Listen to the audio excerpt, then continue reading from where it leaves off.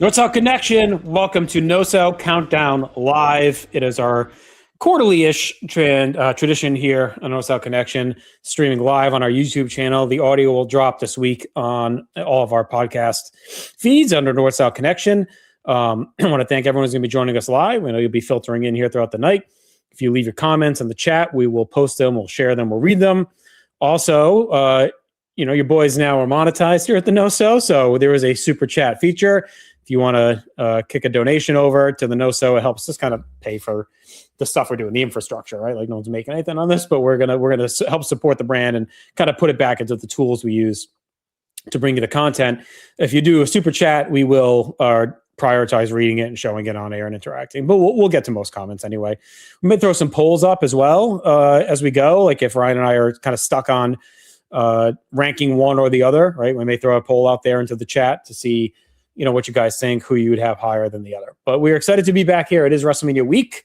A lot of folks are headed to Vegas later this week, of course. And what better topic, Ryan, than debating Mr. WrestleMania? Yeah, it's like always low-key argument in a way to be like, Ric Flair's resume is a little bit better than Daniel Bryan, so to speak, for a particular, if it's greatest wrestler, if it's greatest whatever. But now the fun part about it is you could be hyper-focused on one night of the year, the Super Bowl for the WWE, and there's been 41 of them, right? So there's been guys with matches in the 20s. There's been guys with matches in the 10s and teens, and then there's been guys with barely 4 matches that are considered for Mr. WrestleMania on this list. Of course, we have 31 names. We're going to knock 6 out and call them honorable mentions. And then we're going to muddy through the 25 and rank them 25 to 1 as we find out who actually is Mr. WrestleMania. Yeah, we usually do 30, and we spent like the week negotiating with the last honorable mention to be cut. We were like, why don't we just do 31? Because the 6 honorable mentions, it's like they all should be mentioned. Like it felt tough to cut one. So we figured we'd hit them. Make up reasons to cut one for a particular reason, one to not, and whatever. And then it's just like, yeah, you're right. Let's just do the 31. Who cares? It felt forced for sure. Also, want to give a shout out to our new man, our shark, Brian Hodgson, head coach of Brian's Friars, rocking the gear with the logo in the corner. Big night tonight. Another commit on campus. So one thing we actually agree on is it's Friar Town, brother. Friar Town is back. That's true. I did say, I was like, if they move on and hire a new coach, I'll recommit. So I immediately got the sweatshirt, got a new hat. It was like, I didn't spend a dime this year because I was aggravated with everything. They usually try and buy a couple things to help the NIL. So I was like, as soon as they made the change, I was getting the new merch because that was my commitment to them. So there you go. Yeah. Things are looking bright, Justin. We'll just hope that it lives up to the hype. But he's putting in the work. And there seems to be a system with tools around him that he's implementing, and vibes are up. Let's just put it that way. Vibes are up. All right. Well, vibes are up here. It's WrestleMania week, so let's dive in. Our first honorable mention we're going to talk about is Gunther. And, in all disclosure here, this was one of the guys, Ryan, that was on our cut line if we're only going to do 30, because he's a really interesting case. He's got, 4 matches, I believe. But they're all 4 after this weekend, right? Before this year, but they're all like 3 real high level, right? Like so, you go WrestleMania 39 with the IC5, IC title 3-way. I have it at 5 stars. Like we talked about it quite a bit, right? In our greatest IC title matches, it's high on the greatest WrestleMania match countdown list we did. We ranked every Mania. So like to have arguably the greatest Intercontinental title match in Mania history, or at least tied, right, with a couple others. At worst, it's probably tied with Razor Shawn and Savage Steamboat, depending on who's voting. So you have that in your back pocket. Then he's got him versus Sami Zayn at 40, which is another great match, another great moment. The brainbuster spot to finish it was great. Just a fantastic Gunther performance. And I know there's mixed feelings on last year with Jay tapping him out. But again, it's another great moment that's built by Gunther's invincibility and in this presentation of his character made that moment. Like the crowd was going nuts for Jay. I was there. Like the win got a huge pop. The entrance, the Yeet during the match, got a big pop. That was kind of peak Yeet. It's kind of simmered since then, but it was a cool moment. It was a cool payoff to their story too, because they had fought 5 times and Gunther won them all, whatever it was. And then Jay finally breaks through a win. So his resume is real strong. He's just only got the 3 matches, and that's what put him here. I think if we do this again in like 4 years or whatever, like he's probably near the top. Stock is up. Stock is up. We just didn't want to leave him off. It's the weakest resume due to lack of quantity, not quality. Quality is high, right? So, yeah, and he's likely going to have a banger potentially match of the show, like potential with Rollins this year. Like this high potential to be another great match.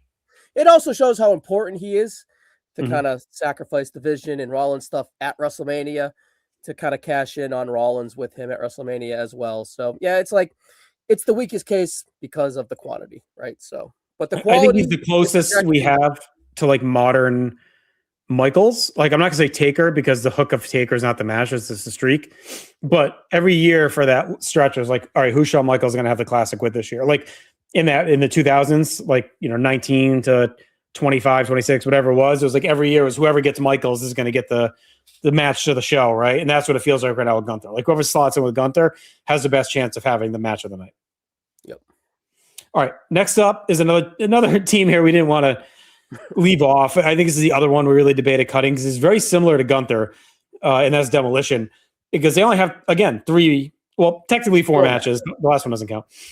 3 great matches, and they're all like all-time early Mania moments. And we don't have a ton of early Mania representation on this list as much as maybe you would think. So to me, they had to be there because I think they're the tag team of WrestleMania in the first like 10, right? Like the Hearts aren't really like a Mania tag team. The Rockers were never like a Mania tag team, but Demolition like owned those middle Manias. Like WrestleMania 4, that pop when they win and beat Strike Force is like amazing. 5 is like deafening when they beat the Powers of Pain, and it's cool payback on Fuji. And then we all know the greatness of WrestleMania 6, defeating the Colossal Connection, the Andre face turn, that pop.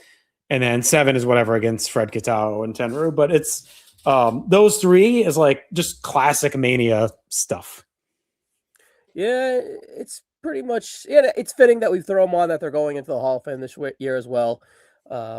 Here's the thing, Justin, if this was a list of 40 guys, they'd be probably closer to 40 than 30 that we kind of snuck them on here, but it's definitely warranted and just like kind of an homage to that era as well. And it's our favorite team, right? So it's a little biased as well, but you can't understate those pops. No, definitely not. All right, let's talk Batista, because he was another interesting case. Like on first glance, you think, oh, lock. And then you start to dig in a little bit and it's like, okay, the Evolution tag is at 20 is great, but he's probably like the 5th of the 5 guys in that match. 21 is a great moment, not a fantastic match with Triple H. Not his fault, but he's injured for 22. 23 he's got a classic with The Undertaker, borderline 5, like out of nowhere. Yeah. 4.5, somewhere in there. Yeah. For them, it's like a 6, like when you think of what the expectation was going into that fucking match. Then he's got Umaga at 24, which is kind of supremacy. It's disappointing. Like both guys had awesome matches at 23, and they're kind of forgettable in 24. And then you have the Cena match, which I think is like very good, but again a little disappointing. Not as good as a SummerSlam match. And then you have 30. He's really good in 30. And then you get the disaster at 35 with Triple H with the, end like 45 minutes of bullshit. Hour and a half. Terrible. Yeah. Yeah. But when you say it's 21, disappointment, and it was set up to be a great moment. And then you have 23 as the 2 launching points. 1 hits, 1 misses. It's kind of an honorable mention. Yeah. All right. So we got 2 more honorables here. We got another, actually 3 more. We got another tag team here. The Hardys. They're an interesting case. We consider them individual, don't really quite make the cut, but as a team, obviously you have all, the TLC stuff, right? That really carries them. 17, yeah. 18 is forgettable. Matt and Ray is kind of disappointing at 19. Yeah. And then you get their match at 25, which I actually like quite a bit. It's pretty good. You get some Money in the Bank stuff out of them. They're in Money in the Bank at 23, and yeah. And then I think the highlight is 33 for them outside of the TLCs. Their surprise return at 33 is like an all-time Mania moment. I know they got other stuff in there, but that's kind of the big shit. Yeah, it's the moments. It's the spear Yeah. from 17 with Edge and Jeff, and then it is the return at 33, which is legit. We had it really high last year when we did overall moments. So yeah, maybe if either guy had like an all-time classic singles, there would be much more of a push there.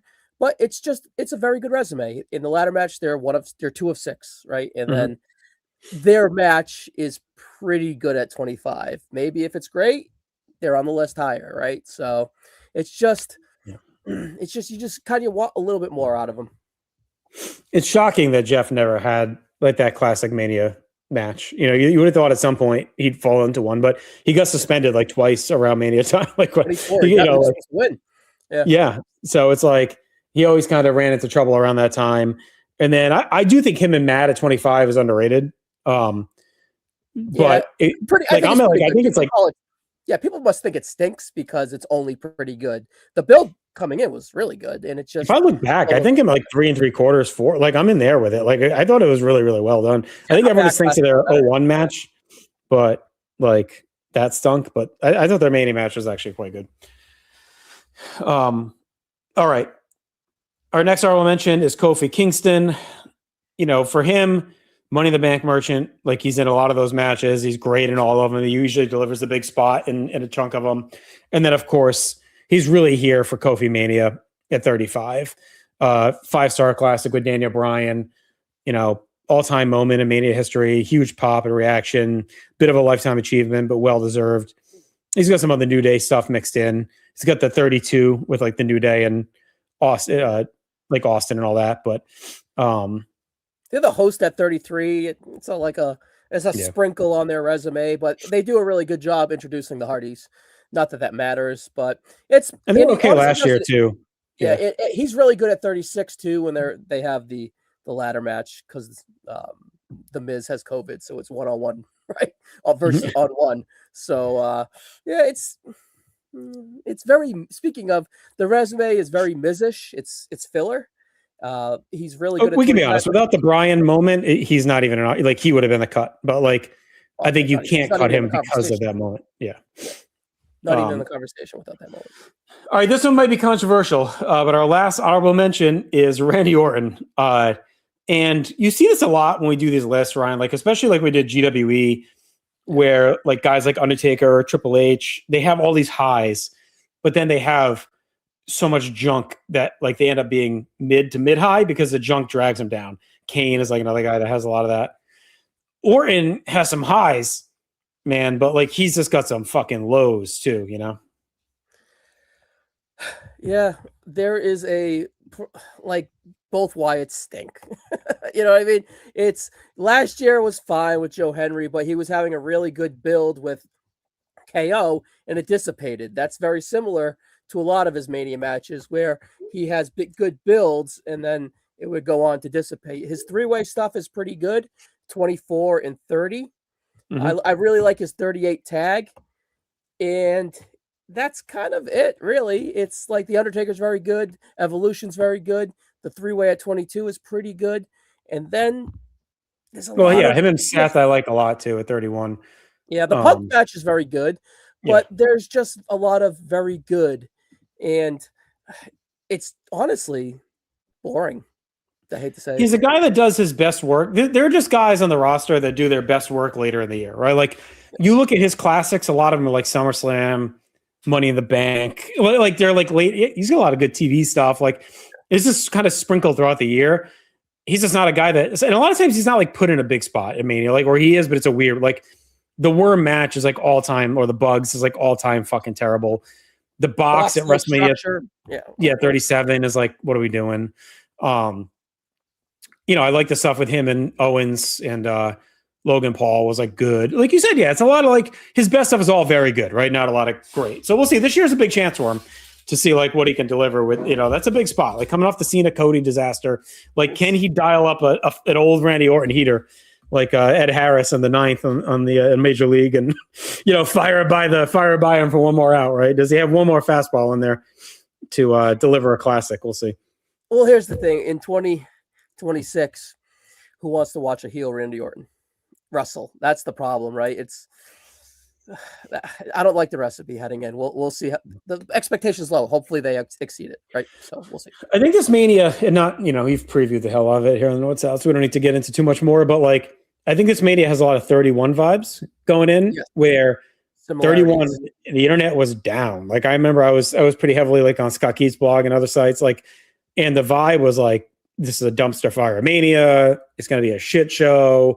No one wants Reigns on the main event. Like, it was like real negative going in. It ended up being one of the best Manias like of that stretch. So we'll see if they can over deliver on this one. I feel like I think it was D'Amato was saying it recently, like usually when the chips are in, that's like everyone's hyped for the build. It's a great, and you kind of get let down, and then you get these Manias that like the build is kind of shaky and they end up over delivering. So we'll see what they bring out, but yeah, we'll see, buddy.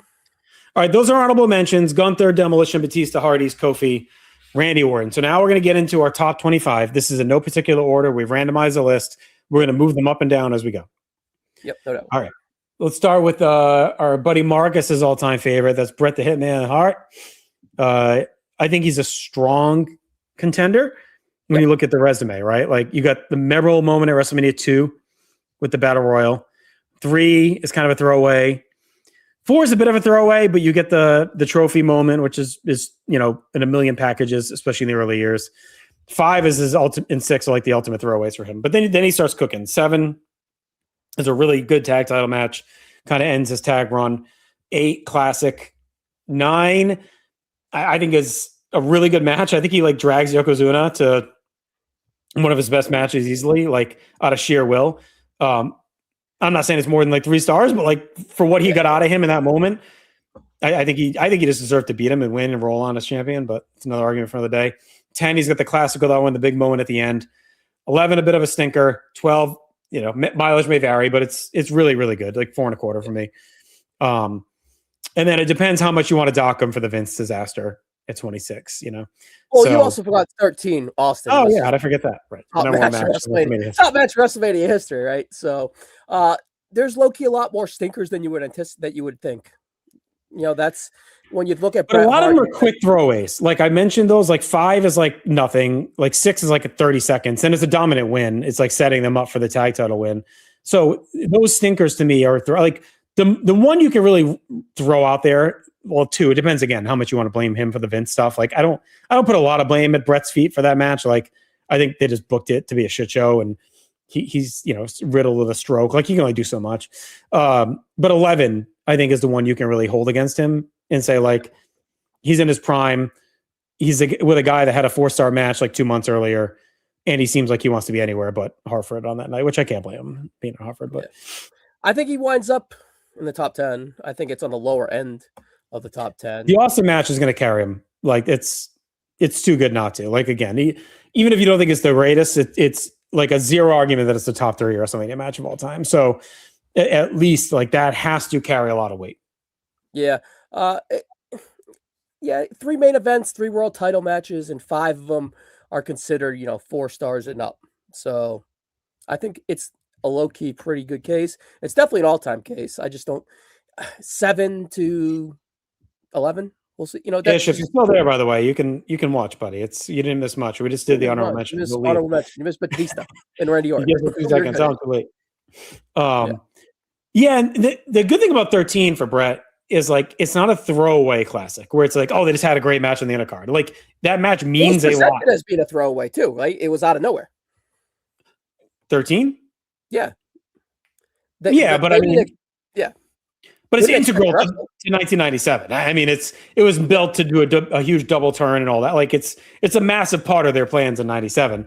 It's not like it was just like, oh, this match on the undercard happened to crack and like they hit it. So I'm just giving it extra weight because not only was it a 5-star all-time greatest Mania match, it was also like super important to that year. Yeah, well, Austin's on record saying is like, I didn't know it was going to be a submission match versus Bret Hart. I found that out on my couch. You know what I mean? So it's just like, yeah, that whole and they made the best out of a kind of nothing situation. So yeah, it's we both agreed it's number 1 match WrestleMania history. I say 6 to 12 is where he lands. We'll see. Okay. All right. Well, listen, he's got a big contender to take on right here because we got Brock Lesnar to talk about next. So listen, he's obviously going to be a contender for the top. Right out of the gate, He's got a classic with Angle at 19. He's got the disaster at 20, but it is memorable. It's more of a circumstances than much else. But they were both obviously out the door, so it was kind of whatever. Then he's gone.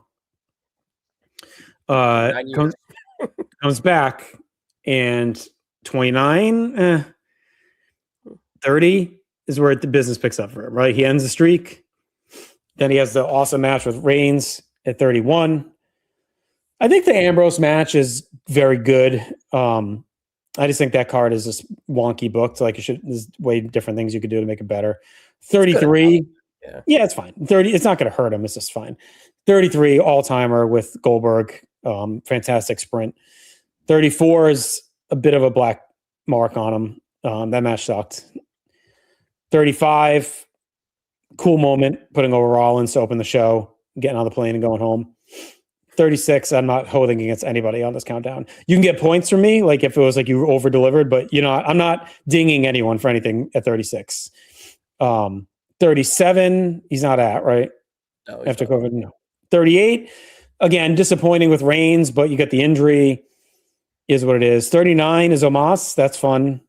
Yeah, it's good enough. It's like Ambrose. It's like Ambrose is a little better, but it's in that category of like, it's fine. It's pretty good. Right? And is that it? That's it, right? That's it until this year. He has 5 main events. He has 7 world title matches, and 3 of them are considered 4 or above, right? And the ones that are 4 or above, to reiterate, is the first one at 19, again with 31, and then again with Goldberg, if you consider that 4, which I think we do. So it's really not as robust as you would think. And then the kind of more middling than you would expect for Brock. I think he's easily under Brett. I think Brett's higher right now, so to speak. Yeah. But just because the one's going to carry that. And do we give 5 stars at 31 for the moment, or Brock's performance built up? I might be at 5 on the match. I'd have to. Yeah, like that's what I'm saying. I haven't watched Mania in a while, but it's close. Well, if it's not 5 stars to me, it's close. I was putting it over as like Brock and Roman were fucking rocking, and it was and even without the cash in, I'm super high in that match, cash in or not. Like it's a classic. I think it's one of the best. I don't have a grade markdown on it. I haven't watched it anytime too recently, but I'm if it's not 5, it's like 4 3/4, and it's not because of the cash in. Like it's an awesome match. But then here's the thing for Brock: how much does the Undertaker moment carry? Carries a lot. It carries a lot for me because I think you needed his gravitas to make it happen. Like I think you could have ended the streak with someone else, and it's not as good. Like I think you needed him to be in that role to really make it pop. So because I believe ESPN did their moments today, and they had that number 1, right? So yeah. All right. Yeah. Right. That's kind of crazy. I think it carries a lot of weight for sure. Yeah. I think. Well, would you have put him over Brett? There's only 2 people on board. Well, you think it's the same here? I put him here, or it was randomized here on purpose, because they're kind of. I think similar. Brett's got the better match. Well, yeah, I'd put Brett slightly above, and only because I think Brock's bad comes in bigger spots than Brett's. Yeah, the main. If that makes sense. Like 34 sucks. The Triple H match kind of sucks, and 38's disappointing, injury or not. So it's like. And 20, like I don't want to overlook like 20. They mailed it in on a huge match for that show. So, but it's close. I think they're actually pretty close. You moved. Yeah, I got it. Go ahead. Okay. All right. Let's go to our next entry here. It's Kevin Owens. I think he's not someone you think of right away, probably as like a contender here. But he's got a sneaky good run, right? Like he's got the 32 IC ladder match, which is a great match. 33 is Jericho, right? Which is pretty good. Kind of blows off the friendship angle. 34, what's he got cooking? Is he in that? It's him and Zayn versus Bryan and Shane. Oh, that sucks. Yeah, that sucks. 2 3/4 stars. It's 35. Is that Braun? No, what's he got? 35. No, 35. He misses. Kofi takes his spot, and then 36 is Rollins. In a pretty good COVID match for being COVID. I went 3.5. That's probably peak COVID match right there. 37 Zayn, 38 Stone Cold, and then Sami Zayn in the Usos at 39, and then 40 is Logan Paul in Orton. So it really, really ramps up. Yeah, 37 on is great. Like him and Zayn, I just watched recently. I think it was like 3 3/4 at 37. Not their best match, but it's really, really good. I think him and Austin is a fantastic main event. Like Yeah, for I Austin to love come off the couch, I think Owens just did amazing work, like getting him through that match a moment.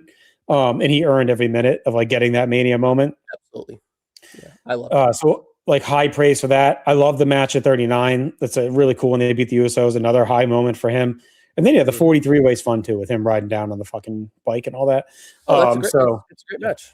Yeah, it's forgotten about. And last year he would have had a great match too, but he gets hurt, and he's been hurt ever since. So, like you said to start, he's kind of forgotten about. He's below these two guys, but I'm curious where he ranks. I think he'll be in the 20s, but I wonder if I he'll be don't like know. He's got a sneaky good resume. He doesn't have anything bad, like besides well, the they Bryan all match. do. They all Right. do, right? So, but The will it Bryan match be is the worst he has. And that again, I don't know how much is him and Zayn just didn't work in that run for whatever reason. Just like that sucked against Shane, and Bryan getting injured and coming back. Like just the whole booking of that stunk. So again, it's like I don't know how much you pin that on him and that on that one. Like that whole show was just like bad mojo. so I hold on. 1, 2, 3, 4, 5, 6, 7, 8 matches. I have nothing under 3 1/4. And Yeah. I have three stars for 34. That's a It- really good run. Really good right. run. And so his, and he peaks with what the Sami Zayn tag is 4.5, probably 4 3/4, right? Somewhere in there, right? At I have it at 39. 4. I have a 4 3/4. I think it's Yeah. phenomenal. I mean, that's a tight fucking resume. Like he Very doesn't, nice. you could argue he doesn't have the lows of Brock, Yeah.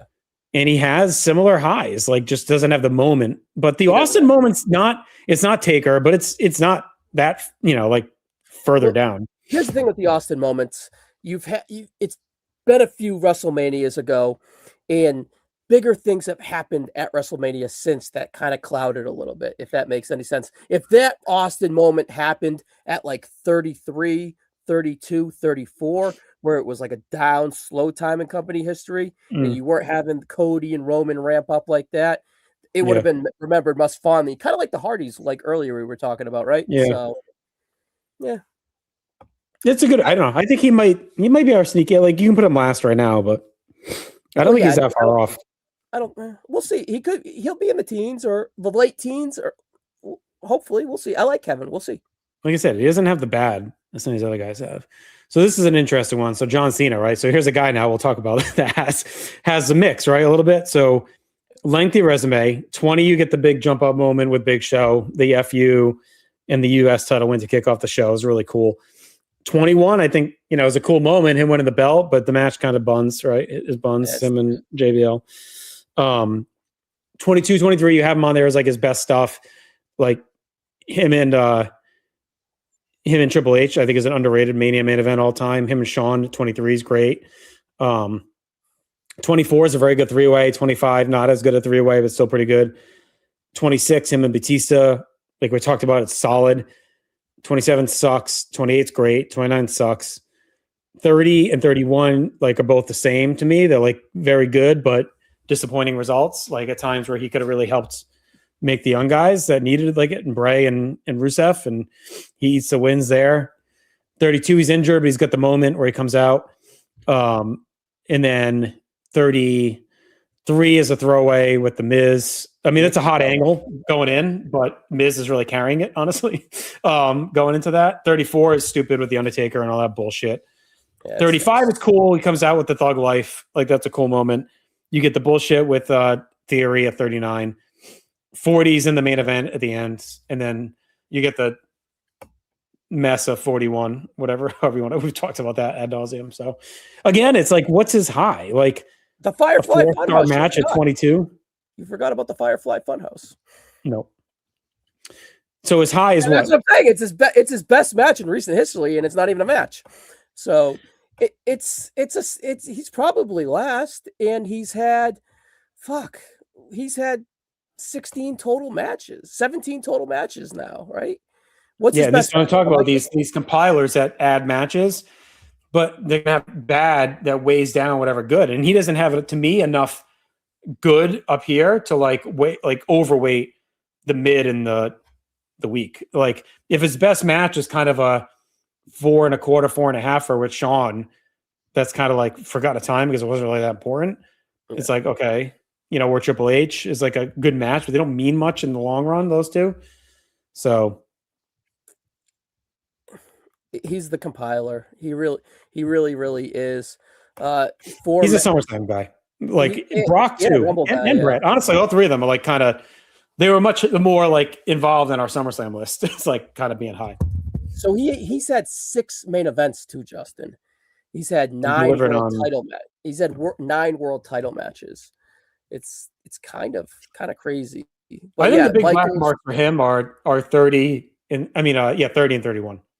I think those were misses for them because at least you could at least put over one of those guys. Bray to me is the bad one. Like Rusev is like, okay, I don't know, whatever. He can recover, but like Bray really needed that win. And then they do the whole stupid thing with the kid the next month. Like it just goes off the rails from there. But like to me, that's the one that really needed it because he was hot. He was coming off the Bryan stuff, and he really needed like that massive resume building win to like get himself over. And Cena just beats him fairly clean. Yeah, and like you said, to your point, this kind of solidifies him down the list, probably last. His best match is Shawn, and it's 4 1/4. Yeah, yeah, I think he's below Owens for me. And that's crazy because that's Shawn's 7th best match. Oh yeah, I know. Right. Always we get there. Yeah. All right, Drew McIntyre's next. He's got a sneaky good resume. Ryan, you want to take us through it? Yeah, I do. I will. Drew McIntyre has been really ramped up lately as well in the last few years. So Money in the Bank, WrestleMania 26, Team Johnny, Team Teddy. Yeah, it's rather fun. WrestleMania Battle Royal at 30. I think he's out really early, but this is where he returns and he kind of ramps up. He's used at 35 to face Roman Reigns. The match is a little bit of a disappointment, but come on, Roman Reigns just came back from leukemia, right? Yeah, that match is like you can't hold too much against. He had just come back from the cancer treatment. They were just trying to get Reigns reestablished. I think it's pretty good actually for what it is. Yeah, it's a gentleman's 3. Let's put it that way. And then he has the moment with Brock at 36 for whatever it is. It's I said we're going to give credit to the good stuff at 36. I'm not going to dock anyone for garbage. Yeah. And that was probably one of the few highlights of 36 was him getting his moment. No doubt. And then he has the Lashley match the year after at 37, and it kind of rocks. It rocks. It's an underrated sleeper. Baron Corbin at 38 is just bad timing for Drew McIntyre, but it's like 2 3/4. It's a weak gentleman's 3, but it just get the sword with the rope anyway. Like that's a moment at least. Showed where Drew was at, where they had to make something for him. And then this is where he honestly starts to cook. 5 stars at WrestleMania 39 with Sheamus and Gunther in the 3-way. WrestleMania 40, he beats Rollins in that sprint opener, which is like 4 stars, and then he loses to Priest and has that moment with Punk where Priest cashes in, and that's like really super fun, forgotten about stuff because Cody finishes his story later that night. You honestly forget about it, but that's a great moment. And then last year he has an underrated sleeper with Priest, so he's really ramping up here. Grade wise since his comeback, so I have a 3 and I have a 2 3/4 with Reigns. Again, it is what it is.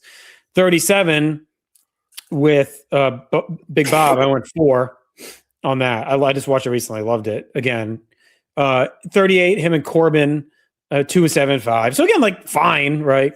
Yeah. 23, we know is a 5er. I'm sorry, 39. At 40, I have that at 4, like you said, and then you get the cash in the Punk moment, which is great.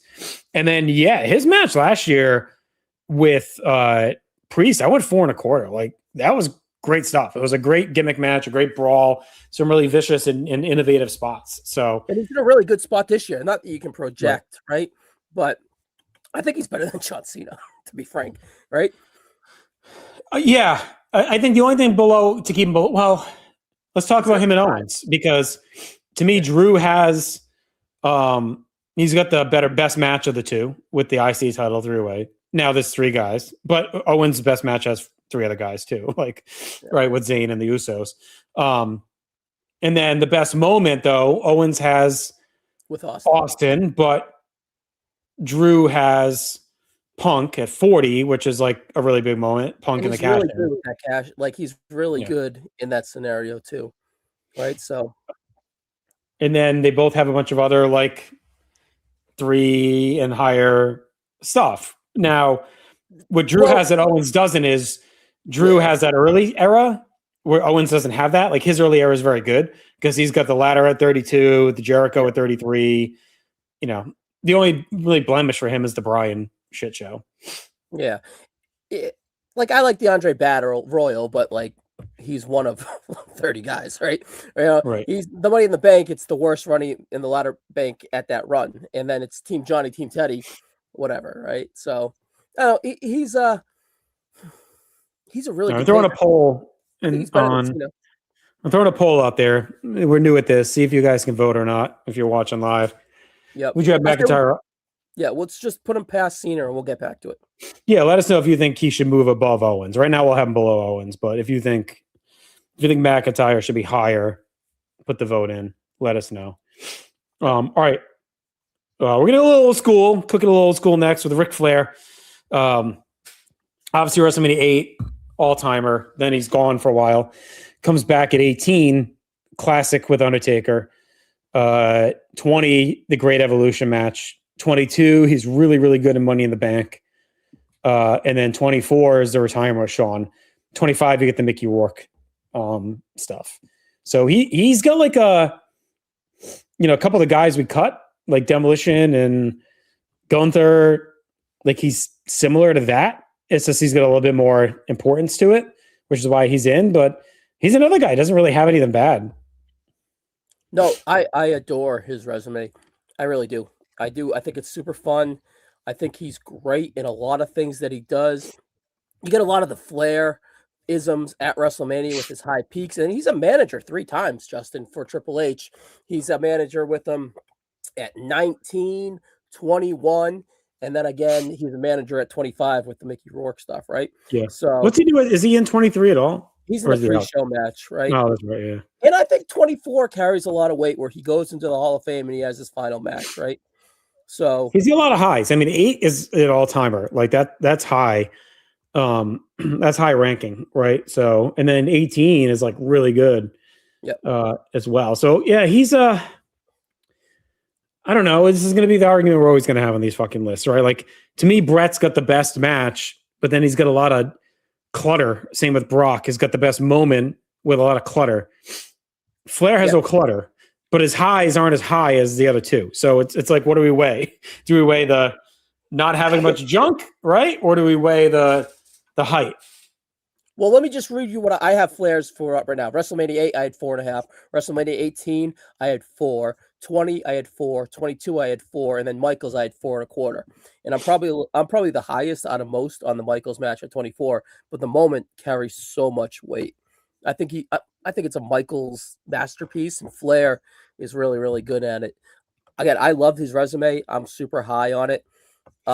It's above Kevin Owens, in my opinion, no problem. Where do you feel otherwise? Yeah, I don't know. I'm kind of torn. Like, I feel like Brett having the best match in Mania history carries a ton of weight. Yeah. I don't know. Is it crazy to put him between him and Brock? Well, you just talked about the best match WrestleMania history. Brock has the best moment, perhaps. And you can make the point. I think we put him underneath Brock, and then we digest it as we go. Just due to the volume. Let's see the volume work in his favor. But it's not like Flair's stuff is 5 stars. It's closer to 4, if that makes sense. Right. You know what I mean? Yeah. So, if you're just joining us, there's a poll you can see in the bottom left. McIntyre, Owens. Looks like you get to put 1 or 2 in the chat for who you would have higher. So throw their comments in if you're watching, please. That's how they vote. You put 1 or 2 in the chat. That's what it looks like. Yeah, it says it here. So, okay. Again, we're new to some of this. This is a new feature for us. All right. Here's another interesting one, right? This is a guy that's going to have a tight resume. It's actually a little bit like Flairish because he doesn't have a ton. He's a little bit more than Flair, but it's all pretty good, right? He's got the 3-way at 16 is probably the best match on that card, even though it's a little bit disappointing outside of the tag 3-way. And then he's got the Benoit match at 17. Again, very good. Oh, so you can actually vote by pressing 1. There you go. By putting 1, it actually gives a vote. All right, the Riddler, put that in. All right, so Angle. He's got the triple there at 16 is pretty good. The Benoit match at 17 is very good, I'd say. I actually think he has an underrated match with Kane at 18. I actually like that match a decent amount. I think he really pulls it out of him, and it's a match that kind of got thrown in there at the end, last minute for no reason. 19's got the classic with Brock. 20, great match with Eddie. 21, the classic with Shawn. 22's got that great sprint, 3 3/4, borderline 4, I think, for that match. And then he's done, right? Yeah. No, and then he comes back. Right. Then he's got 34, which is we talked about that recently when we did the Steph Hall of Fame piece. If you want more of my thoughts on that match, I talked about a lot there, but I think that's a great match. And, he's a good part of it. And then 35 sucks, but it's not his fault. The booking was fucking atrocious. Yeah. He's a similar. He's like Flair. I was gonna say he's very similar to Flair, and it's kind of similar to Flair in the same instance that there's like closer to 4, and there's really no 5-ish stuff. Yeah. You know what I mean? I think I have Flair above him. I think I have Flair above him. Yeah. His best match is Shawn. So Shawn, I know. Where would you compare Shawn to WrestleMania 8? Shawn's. I think I have it hot. Well, better moment. I'm weird on 8 because it's like one of my most favorite matches of all time, but like I'm never like it's not a 5-star match to me. Like Aaron has it at 5, right? And he's like adamant about it, and I love it, but I'm probably like a 4.5. Yeah, I'm close to you too. Sean Kurt, I'm at 4.5 as well, actually. So, and I just watched that recently for War. So you had Sean Kurt 4.5. Yeah, I'm not at a 5 on that. Yeah, I'm probably 4 3/4. I don't think it's a 5. Right? I think I'd have Flair higher. I think Flair's stuff just means more. Yeah, and back in the day, we had Flair a little bit higher too. So we're gonna put Kurt right underneath Flair. I think he has the more hot. Owens will be interesting, right? But I think for now, it's below Flair. We got Cool Kid 85 giving some love to Hogan. We're all kids, all these guys in their prime, the legends had great matches with Hogan. Hogan was the best. So definitely thank you for weighing in and stay with us because we have not talked Hogan yet. And he'll be an interesting case for sure. He's got some big stuff, obviously. All right. So yeah, I think Flair above Angle makes sense. All right, let's talk Daniel Bryan. Another interesting resume. So he kicks off with what's his first measure? 29 or 28 with Sheamus, which my take on that match. Like, I think it's a great moment. I think it did more for him to lose the way he did than it would have to lose in like a 10-minute match that they would have probably given him. I think it actually launches his next 3 years of his career by losing the way he does. The match at 29 is fine. The Team Hell No. That's fine.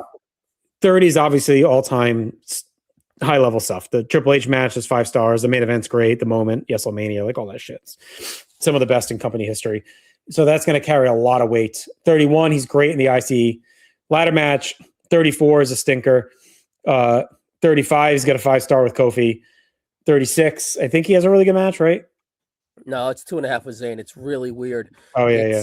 You look at Sami Zayn and you think it's going to be a good match, but they just kind of run around the empty arena. And I think they tried too hard. It was like a miss. It was 2.5. Right. It was weird. Yeah, so fuck it. And then 37, he's got a really good main event with Reigns and excellent. Yeah, it really is excellent. And he's just another guy with a strong resume. He doesn't really have any holes. Yeah. You could look at Sheamus and think it's a hole, but it's a great moment, right? And then you got the 2 tag matches, 29 and 34. They're a little inconsequential, and same with 36. It's not like it's. I don't count good COVID against anyone. It's not like enough of that. It's not like it's negative stuff, though, right? But what's going to carry weight here is his 5 4+ star matches: 31, 30, 30 again, and then 37 and 35. You got 2 5s. How many guys have 2 5-star matches in Mania? Well, yeah. I personally think 37 is better than 30. Better than Triple H? Yeah, I think you overrate the Triple H match, but it's a great. It's 5 stars. Yeah, 4.5. All right, but anyways, we're not gonna split hairs over great matches, right? You don't have enough hairs left to split, buddy. So we're not gonna split any hairs. So when I look at it, I think he's above Kurt and Flair, right? And then Brock is. It's like the same thing that we talked about with Flair versus Brock. Right? I think it's above Brock because you could argue the streak ending is a great moment, but he has like as equally great a moment at 30 with that at the Brock, end. Here's what the thing with the negatives with Brock. I want to weigh the other people's negatives before I start weighing his negatives. You know what I mean? Does that make sense? Like it's like you don't want to. Yeah, but I think Brian's highs equal his highs. Like Brian's got a 5, multiple 4s.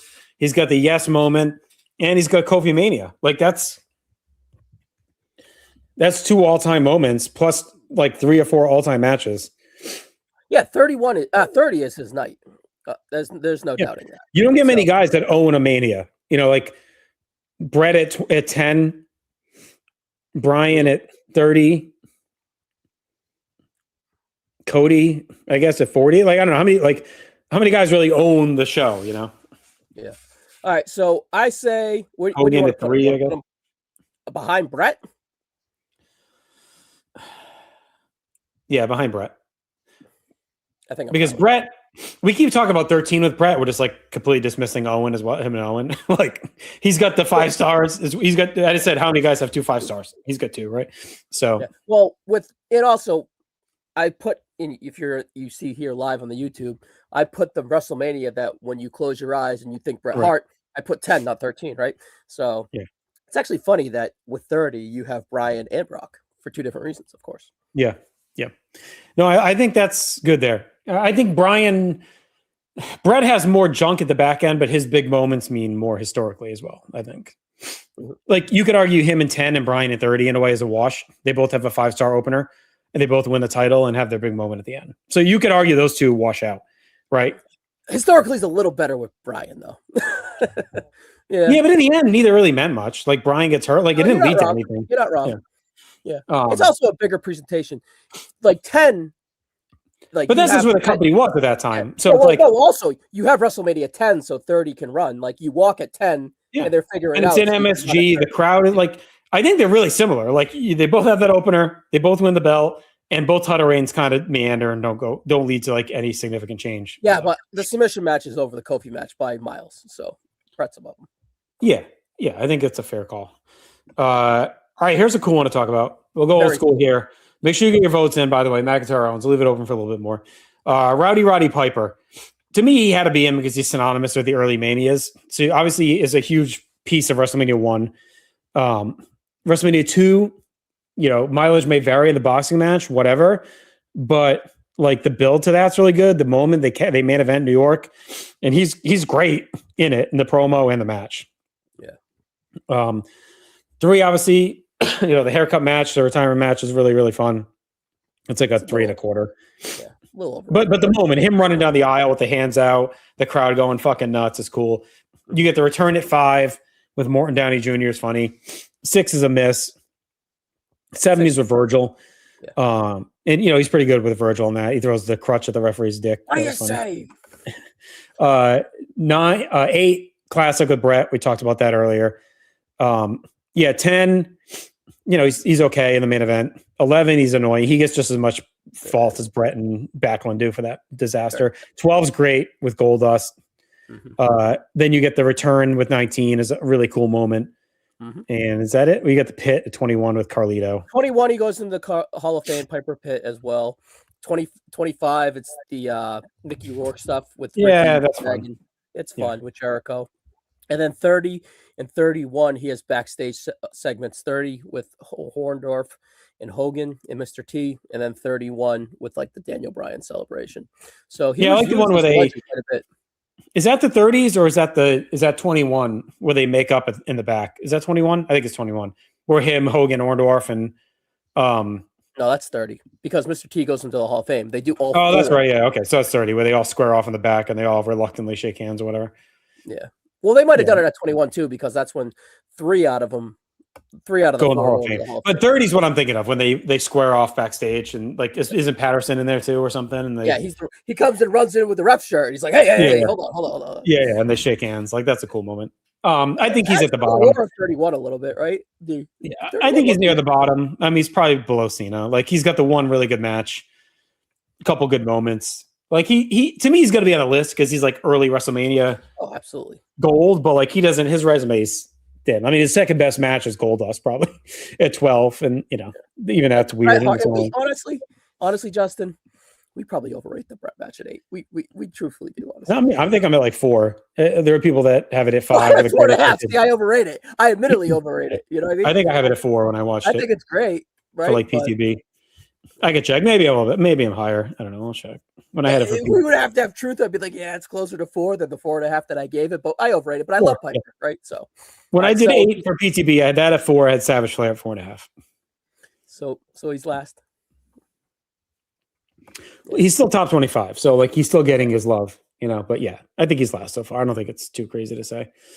If you're new to watching, we have a poll on the bottom: McIntyre, Owens. Put 1 in the chat for McIntyre, 2 for Owens. If you think one should be higher than the other. And just to add to that, Justin, you got to type 1 or 2, and you can't hit 1 or 2 because that will put you to like the space bar, and it'll bring you all the way back and fuck up the video and add an ad. And right. All right. On this day, we have Edge. Let's talk about where he clearly goes. So he debuts at 15 with the Brood when they hang the big boss man. That's his initial appearance. 16, 17, we already know, right? The classics. All-time stuff, yeah. 18, he's got the shampoo match at Booker's, kind of whatever. Then we go to 21. He misses 2 Manias in a row with the injury. 21, obviously an all-timer, winning the Money in the Bank, first Money in the Bank winner. 22, 5-star with Foley. 23, he's kind of disappointing in the Money in the Bank. He gets taken out, right? And that kind of ends his effectively ends a streak that they then kind of retcon the next year when he goes streak versus streak with Undertaker. It was purposeful in a weird way, but it didn't really work. We'll put it that way. The Taker match is very good. I don't think it's that great. Maybe a 4 main event, 4-star. It's on the back end of main events. 25 is the stupid Vicky Guerrero 3-way. Like, that's fine. 26 is what, him and Jericho? Yeah, 3.5, but forgotten about. Yeah. 27, him and Del Rio's, whatever. 3.25. Then you get the Orton thing at COVID Mania. Right? The rules are the rules. 37, great main event. Great 38. 38 is that Balor, or is that the next? 39 is Balor. AJ, then Balor, 3.5, 3.25. And that's it. Yeah. So he's got some real highs. Extreme highs. And he doesn't have a lot of bad. He's just got kind of mid. So to me, he's like... Well, mid is good. It's just not sexy. He's like Brett. I feel like Brett's got the Vince match, but he's also got the best match. But Edge is like, he's a big part of those triple threat table matches. Like, I know we keep saying there's 6 guys in them, but you could argue like him and Jeff are kind of the guys that most drive those matches. Yeah, I think that he had a lot to do in the construction of the match, planning. So, he's maybe like 1.25 of the guys, right? If that makes any sense to say. Here's some Edge stats for you. When we did the WrestleMania project a few years ago, we did match star ratings, and Edge's WrestleMania star rating average was 3.76. He had 14 total matches, 2 main events, 5 world title matches, and he had 8 all-time matches. And when you say all-time matches, that means someone gave it over 4 stars. And then the 3 random raters on this category were Meltzer, Canton, and myself. These, just to reiterate, these are the matches that were over 4 stars with one of us. 26 with Jericho. Meltzer gave it 4. 23, the Money in the Bank was 7th. Number 6 was WrestleMania 2000. Number 5 was the Undertaker match. The highest was Canton at 4.5. I was the lowest at 4. Number 4 was Mick Foley match. I was the highest at 4.75. Meltzer only gave that 4, which is insane, right? And then WrestleMania 21, I gave it 4.75. I was the highest on that. And then this is kind of what drives the force for him, and that is WrestleMania 37 main event. I gave it 4.75. And then number 1 is TLC 17. Everyone gave it 5. So it's... You're not 5 on the Foley match? What did you say for that one? I'm 4.75. Yeah, I'm a 5 on that. Yeah. It's see, he is a guy. The reason I read that and kind of get the stats is because he's a guy that you would assume is a compilator, but he is a compilator, but none of it's bad. It's just that the not bad stuff isn't really sexy, and it's always like Finn, AJ, Styles, Randy. It's like, that should have been better. That's the problem with Edge, because the ceiling was so high, where it was just like, yeah, you had 3.25 to 3.5, but it wasn't boring, and it was pretty good, but it was boring, right? Like, All right. Well, what would you say him versus Brock? that's a good point. I would just put. Well, here's the thing: Brock has the moment, right? And Edge has the matches. Edge has probably better matches than Brock as a whole, but Brock has a lot more negatives. And honestly, Brock has more bites of the apples where it comes to ladder matches, where it comes to main event matches and title matches, right? So it's just like they're kind of hard to weigh. I would say Edge is probably he's above Flair and Angle because of the quantity, and because he matches the quality, right? It's like, does Brock's massive moment, it outweighs any of Edge's moments, but Edge has the better, deeper quality, right? So I think Edge is a pretty good staple in 17 and 16. I do think he is a driving force. Him and Jeff carry a lot of weight with that. I do. And I think he carries a lot of weight with 21. The first Money in the Bank winner is quite the hefty trope to begin with too, right? So I threw another poll in the chat. Well, McIntyre won the first one. We can fiddle with that later. But this is another one, Lesnar Edge. So put 1 for Lesnar, 2 for Edge in the comments for who you think should be higher. I mean, I think my gut right now, like my gut tells me Edge, but I don't know if me too. No, me too. I think he's just got better. Matt, like some of that Brock stuff just hurts. It's just that the streak is sexier than anything Edge has done. Yeah, but like I struggle with Brock's bad being big matches. That to me is where it hurts him. Because these other guys have throwaway shit, but it's all mid-card stuff. But Brock has like bad stuff. But you could also argue he gets more chances at the main events. That's what I was trying to say too, yeah. Right. He gets more whacks at the mole, right, than some of these other guys do. But like, to whiff on 20, 29, 34, 38, like that's 4 big matches that he came up empty on. And even Ambrose, you could say he kind of threw the towel in because he was pissy about the spot. Like he was like to go 3 1/4 with those 2 guys at that time is like, Yeah, I think he might be closer to Bryan than Brock, to be frank. Yeah, I'm okay with him 3rd right now. I think he's got a really sneaky good resume. Right. Some of his warts that he has doesn't show up in situations like this because the Edge warts come from the overexposure of all the pay-per-views he's on in that era, right? So it's all the Judgment Days and the Backlashes and the Bad Bloods and the Vengeances, like SmackDown matches that he's on ad nauseum in the 08, 09, 10 stretch. Like, to me, that's what hurts him long-term is like he's got a lot of that shit. But in Mania, he's fared pretty well. We talk about guys that just peak later in the year. Edge is the guy who kind of peaks around this time of the year. Like, it's just kind of how it goes, right? Yeah, I think we'll be surprised when we kind of weigh him versus other people. But for now, leave it and we'll adjust as we go. All right, let's quickly hit on Sami Zayn. So he starts the same as Owens did, right? At 32 with the IC ladder. I don't think he's at 33, right? No, he's in the Andre. Right. 34, you get the, we talked about that multiple times already, the throwaway Bryan match. 35? Not on it. 36, he's got the stupid match of Bryan. Yep, 9 minutes. 37, 3 3/4 of Owens. 38, I think is where it picks up for him because I really love the Johnny Knoxville match. I think I'm at 4 when I watch it. It's a lot of fun. I don't think a lot of guys could have pulled that match off and made it so good. And all the gags and the stunts, like everything just hit so well. He's really, really good in that match. 39, we talked about a lot earlier. That's a great match. 40's great with Gunther. And then 41, what's he do? Is that Grande? He's off. He got killed by in the unsanctioned match the night before or the pay-per-view before. All right, so it's a pretty good resume, to be frank. It really is. It's like ramping up.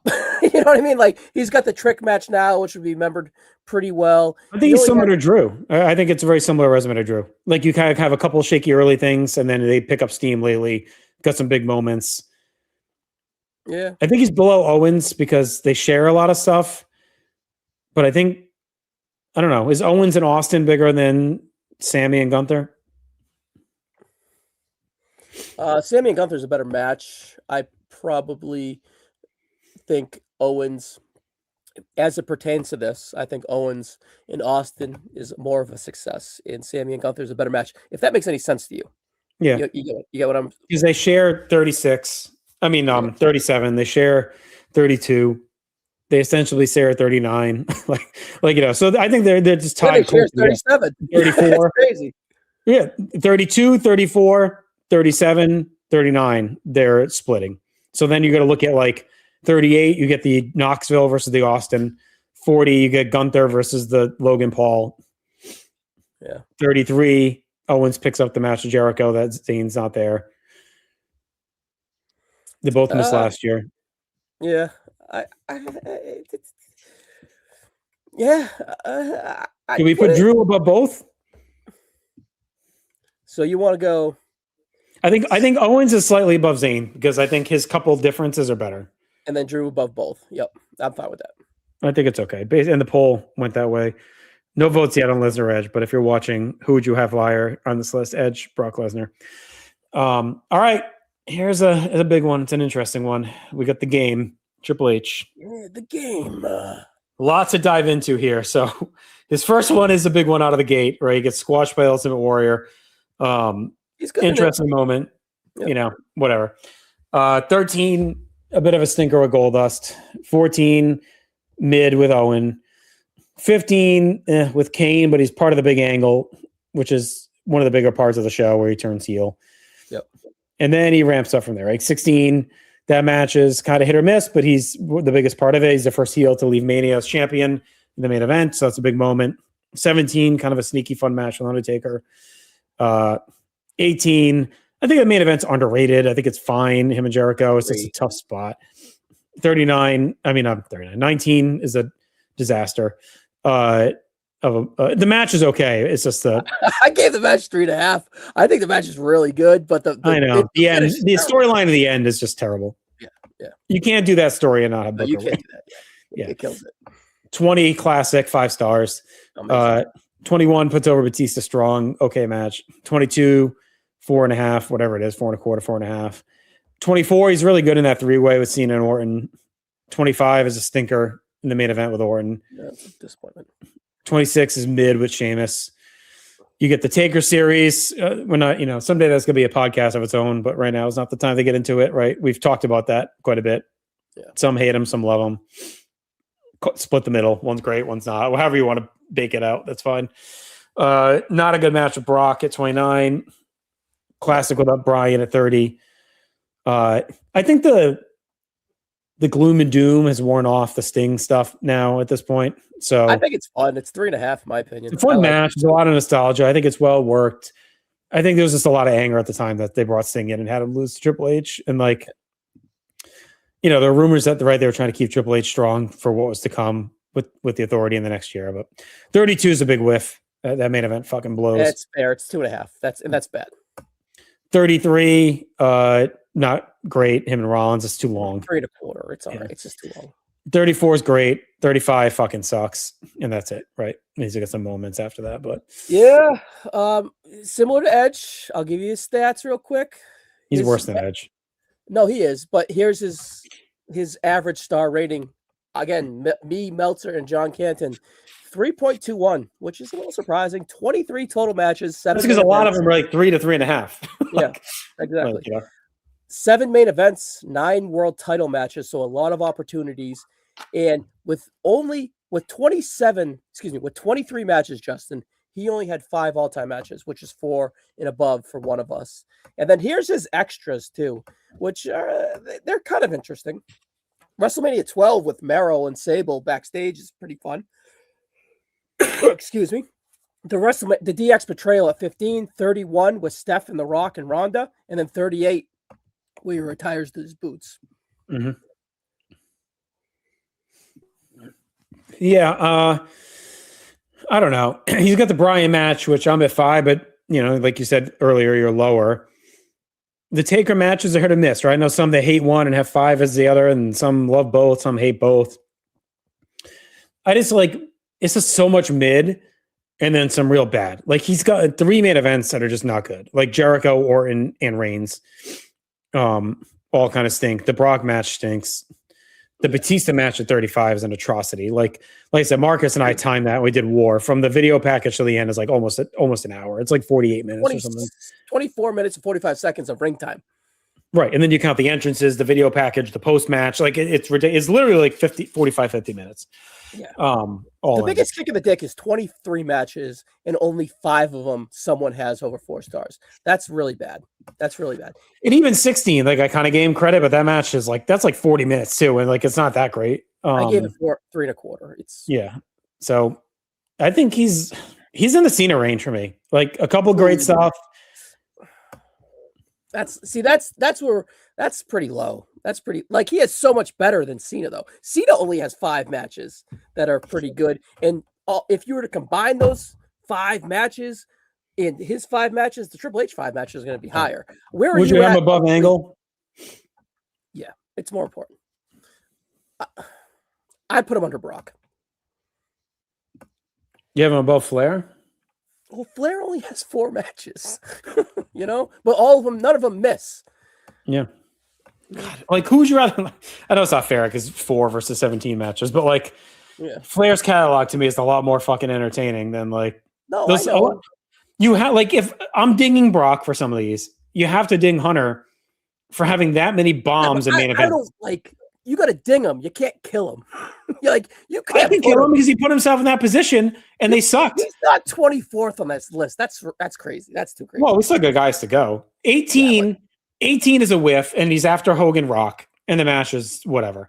25 is a fucking nightmare of a match. Like they built that whole goddamn fucking story around violence, and then they do you can't get DQ'd match. 2.5. It's barely okay. That's a bomb for a WrestleMania main event. Yeah. Like that's like Hogan Sid. Like and everyone derides Hogan Sid. Hogan Sid is like better than that. And then you get Reigns is like awful, and that was at the end of like a 7-hour odyssey, and I was there live, and that match felt interminable, and should never even happened. So like to have those 3 plus the Brock jerk off fest at fucking 29 that no one wanted to see. So like, yes, he's got 30, he's got 34, and he's got the Cena match. Well, actually 6 of them, but still, I like 22. And I don't know where are you at with the Undertaker stuff? That's what's going to be. I'll be honest with you. Those are like 27. I have not watched in forever. Like I'm due. I keep kind of putting it off. We were going to do that season for War, and then we took a break and we didn't come back and do it. So like, I haven't watched WrestleMania 27 in forever. I'm probably due to just like throw it on and grade it quick. I'm at 375 on 28.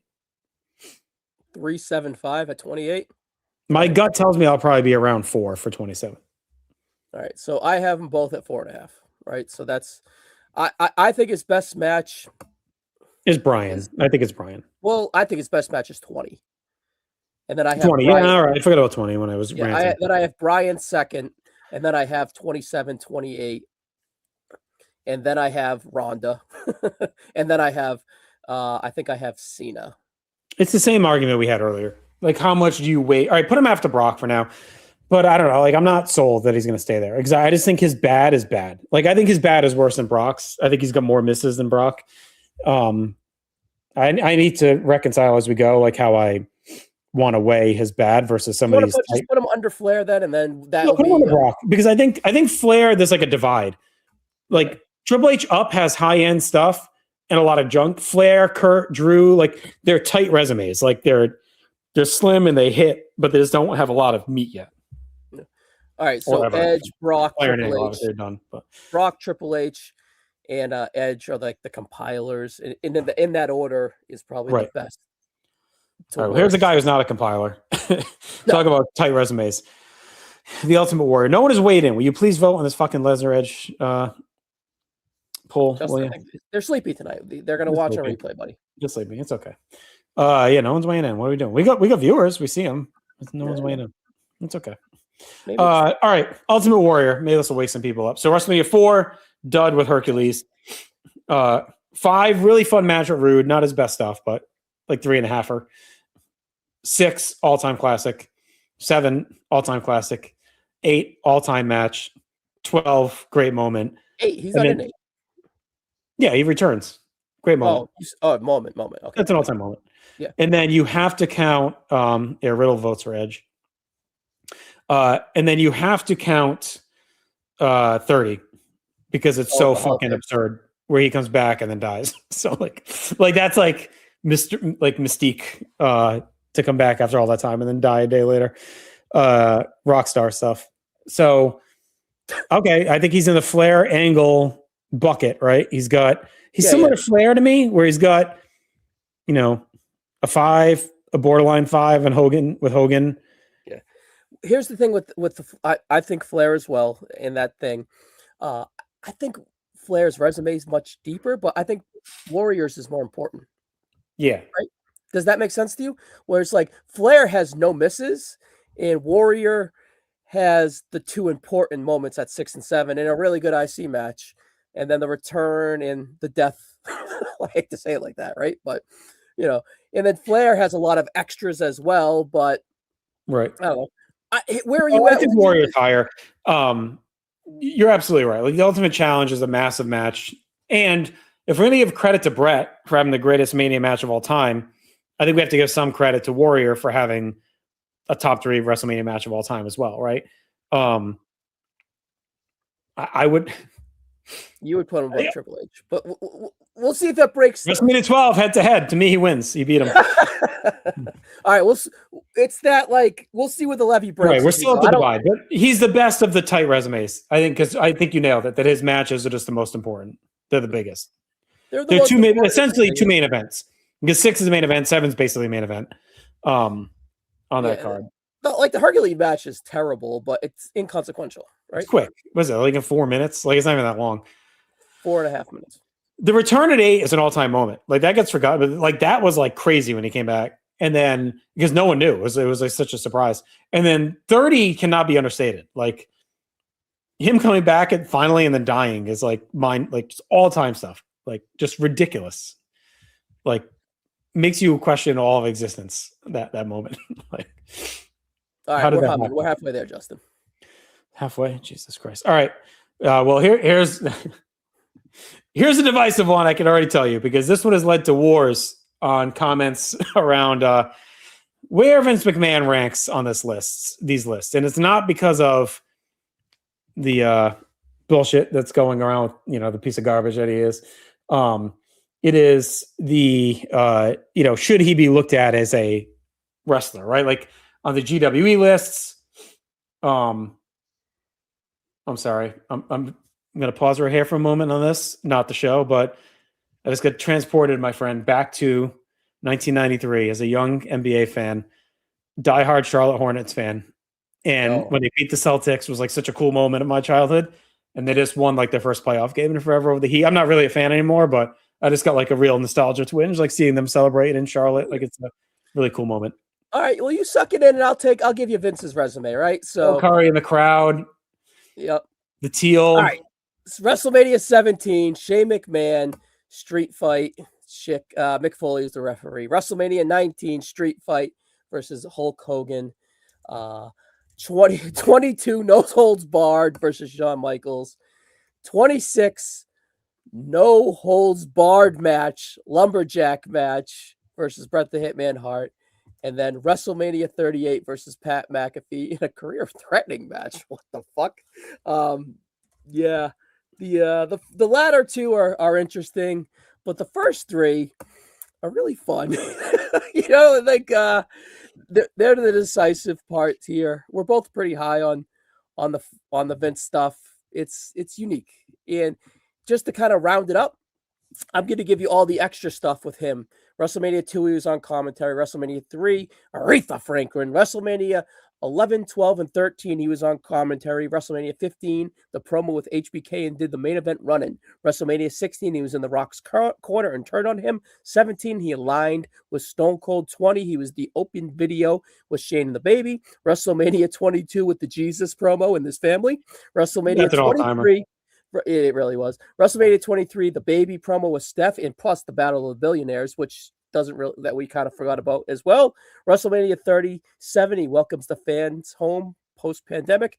And then WrestleMania 38, he was sitting ringside with the McAfee and Theory match. So he was around a lot for the extras of WrestleMania. And the Battle of the Billionaires, the last $1 Million Gate before, or the first $1 Million, like the biggest buy rate up to that time. Let's just put it that way, right? So it was on the back of his hair being in jeopardy. So you got to carry some weight there. The match was pretty decent as well too. So here's the thing: he's not a compiler. He's similar to Ric Flair. But he's not the wrestler of Ric Flair, but he has a pretty good resume. So it's just like, how do you weigh this fucking guy? It's tough, right? Because this is the debate that always happens, right? It's like, how do you, how do you weigh what he is, right? And this is different because you're kind of talking strict WrestleMania performance versus like greatest wrestler ever and that argument. But yeah, when you break it down, like, 15, he's such a big part of that.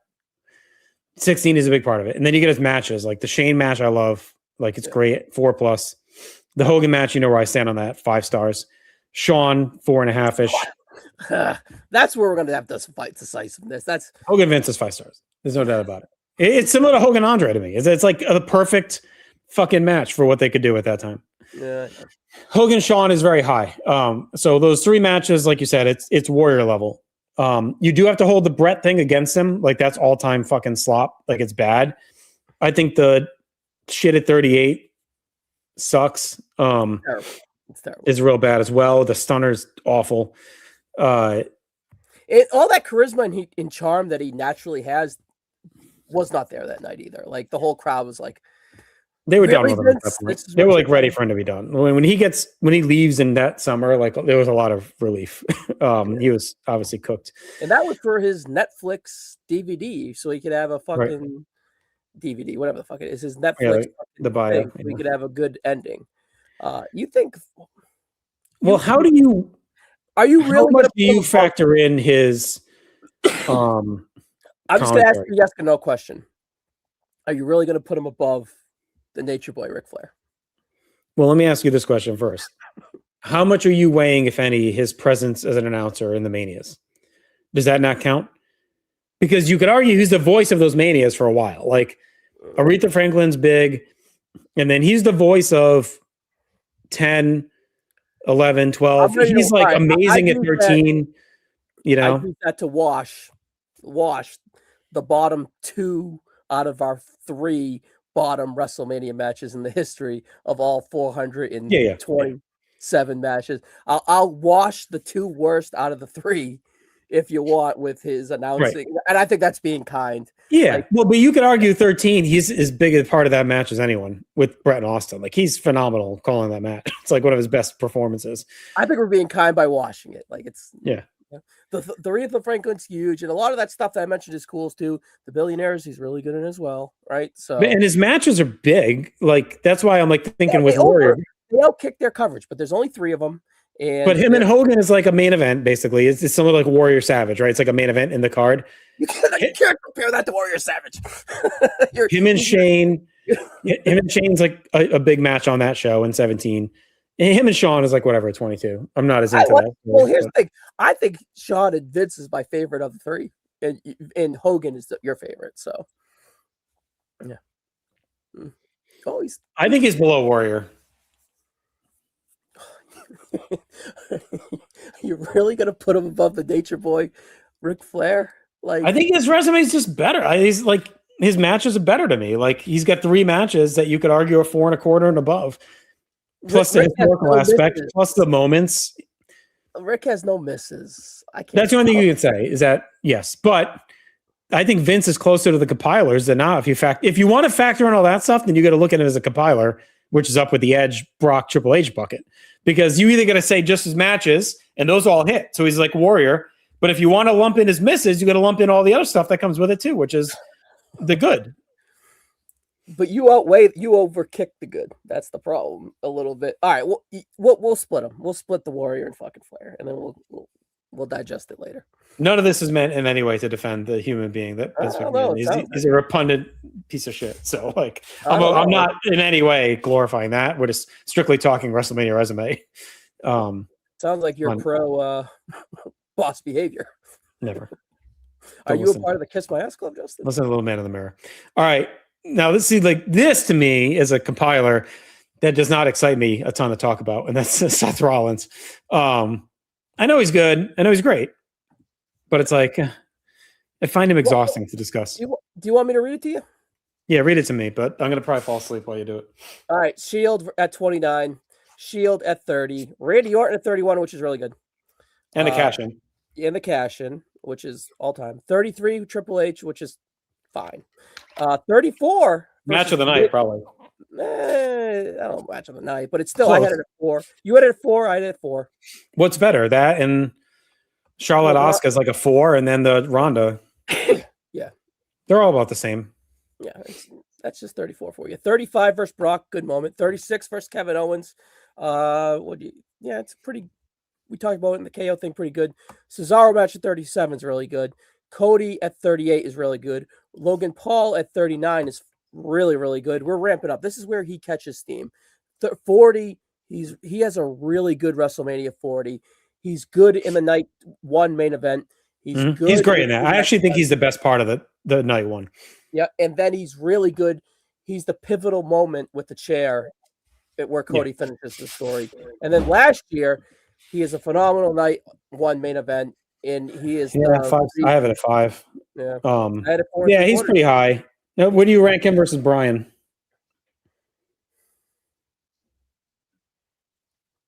He's above Edge. So to me, it's just him or Bryan. Well, maybe not above Edge. I don't know. My gut doesn't tell me that, though. You know what I mean? Like, Edge has more mid, but I guess maybe does. Well, I don't know. Does he have more highs? Because we talk. What are Edge's highs? The 2 TLCs, the Foley, and what? All right, Edge's highs. Edge has a bunch. WrestleMania 37 main event, WrestleMania 24 main event, Foley, Money in the Bank, and the 2 TLCs. And Rollins has the cash-in. Rollins the has 40, the 2 nights of 40. Yep. 41 main event. 41. But like here's 35 where is a good moment too, where he squashes Brock. Yeah. All right. This is where he's low key on a run. 34, 35 with Brock. He's gaining momentum. 36, she's not forgot about, but 37 versus Cesaro, 38 versus Cody, which is a great moment. And then 39 versus Logan Paul is forgotten about because it's such a great Mania, depth-wise, right? But it's a great match. It's a 4-star match. So 37, I have him and Cesaro at 375. Yeah, him and Cody, yeah, I forgot about the Cody one too. That's I have that at 4 with an all-time moment. 23. What does he have at 23? He was an ROH. 33, you mean? No, 20. I'm sorry, in 2023. Oh, WrestleMania 39. Come on, we gotta talk numbers here, Justin. I know. Sorry, there's a lot of numbers going on. Logan Paul. Oh yeah, so I got that at 4 stars. 40 again. Like I said, I think he's the best part of the night one main event, and he's a big piece of the next part. And 41, I'm at 5 stars. I think he's higher than Edge. Well, like I forgot about the Cody moment too. Like that's a great match, a moment. But it's a moment for Cody. He does a lot of his stuff on his own though. Edge is the TLCs we talked about. He's a big part of them, but again, he is splitting. Rollins' big moments kind of come for him. All right, I'll put him above it for now, just because his their middling stuff. Rollins' middling stuff is better. Edge is higher. It's really just the 2 Shield matches, and then from there is and the Triple H match. Yeah, Edge is Rollins is deeper. I'll give him that. So yeah, we'll put him above Edge for now. Yeah, I think Bryan's highs are higher. Yeah, 30 is going to be hard to overcome for Seth. Right? All right. Well, you knew this was coming at some point. The gong hits for the Undertaker, the man who really is, kind of synonymous with WrestleMania, obviously. But this will be the ultimate test of compilation. 7, Jimmy Snuka, cool moment, whatever, throwaway match. 8, I like the Jake match. kind of throw away in the moment, but it's fun. 9 stinker, 11 stinker, 12 very good match with Diesel. Yep. 13 we've dinged Brock and others, Triple H for having shit main events. Him and Sid is not good. 2 stars at best. 14 him and Kane's a great moment. Yeah, decent match too. 15 sucks. No way around it. 17 good match with Triple H. 18 great match with Flair. 19 throwaway match with Albert, Nathan Jones, and Big Show. 20 the moment's cool. The match sucks. Orton, really good at 21. 22 he's got the throwaway with Henry is like mid. It's okay. 23 classical Batista. This is where he ramps up a little bit, right? 24 very good match with Edge. 25, 26 classics. We already talked about the 27, 28 series, however you want to shake those out. 29 awesome match with Punk. 30 you got the streak ending. 31 with Bray is pretty good. And then 33 I think hurts because that match sucked. It doesn't suck, but it's like a 2.5 at best. Like I fell asleep twice I think trying to get through it. The last time I watched it, him and Reigns. The Cena thing is stupid. And then you get the Boneyard, whatever the mileage may vary on that. I think that's a positive from 36. Probably. Yeah. Is that it? Yep. And then 40. Because the big spot in 40. Yeah, he doesn't have much extras either because he's always in it. So that was 27 total matches, Justin. 5 main events, 3 world title matches, 9 all-time matches, being 4 stars and above from someone. His average match rating is 2.62. To me, he starts above Triple H. I don't care about the average match rating because I think when we went through that list, his bad isn't as much as you think it was when you think of the history of the Undertaker. Like I think he's one right now, Justin. I'll just say it. I think okay, all right, that's fine. I was going to work the way up the list. I mean, the Mr. WrestleMania just like carries so much with the streak. I mean, the streak was WrestleMania for how many years? Yeah, I think we can compare him as we go, just to salvage time right now. I think he's just one, just based off volume and push. And you can really hang your hat on Batista to CM Punk, right? Yeah, because we have Taker Shawn as a top 3 match of all time, so he's not far from Bret Austin, right? With that match. And then Bret has Owen. A lot of people are 5 either on Batista or Punk. I've seen people are 5 on Taker Punk. I've seen 5 on the Triple H. So there's another 5 in there somewhere, however you want to shake it out, right? And again, his bad is generally quick. Like, whatever is worse, Bundy and Gonzalez? Gonzalez, Bundy, and Cena. And even that's like, it's like not even, that's like a segment. You know what I mean? So it's like, actually, I think low-key his biggest whiff is Reigns and Sid. Because those are main events and they give him time. I think those are the ones you hold against him if you're going to hold anything against him. Yeah, and then Nathan Jones, Kane, and Mark Henry are all under 9 minutes. And I think they overachieve, all 3 of them, honestly. Like, they're just forgettable within the streak. There's 27 of them. Some of them are going to be fucking terrible, right? And 19, if you want to talk about moments, those are meh. Well, but 19 is also, you get the roll-in entrance with Limp Bizkit. Like, cool. That's pretty cool. So, and 18 is great. I mean, 18 is great. Oh, he does a great job with Flair. Him and Orton's really good. Mm-hmm. So, I think he's one right now. I think he's safe. We'll see. There's a couple of contenders, but he may stay there. All right, here's another one we're going to pay some tribute to. Andre the Giant. Being interesting to see where he lands. And we start with WrestleMania 1 with the Body Slam Challenge. Fun moment. Nothing match. 2 is like kind of one of the all-time early Mania moments with the Battle Royal. We know 3, one of the greatest WrestleMania matches and moments of all time. Some may have taken it, as their main event on an Ultimate WrestleMania draft. And then you go to 4, where it's a big part of the story. The match sucks, but he's such a huge part of the tournament. It obviously gets a lot of credit. 5 kind of stinks, but it's memorable. 6, classic Mania moment. 7, kind of whatever. Yeah, he's got a lot of misses, honestly. I hate to say it, but he's so important. But it's like Piper, where he's a little bit more important in that WrestleMania 3 main event should carry more weight than WrestleMania 1 main event. I don't like the Body Slam Challenge. I think it's borderline bad, and they could have done more with him at WrestleMania because he's not bad in 85 yet, right? WrestleMania 2, it's a better moment than a match. I just watched it. I only went 2.5 on it. I was a low-key disappointed on it. I'm not going to But I don't think that should ding him because it was a moment for him. Right. And then WrestleMania 4 is the rematch. Well, the third match if you count the main event, and it's 5 minutes, 6 minutes, and it is pretty bad. And The match sucks. Yeah. But you're really factoring him as part of the story.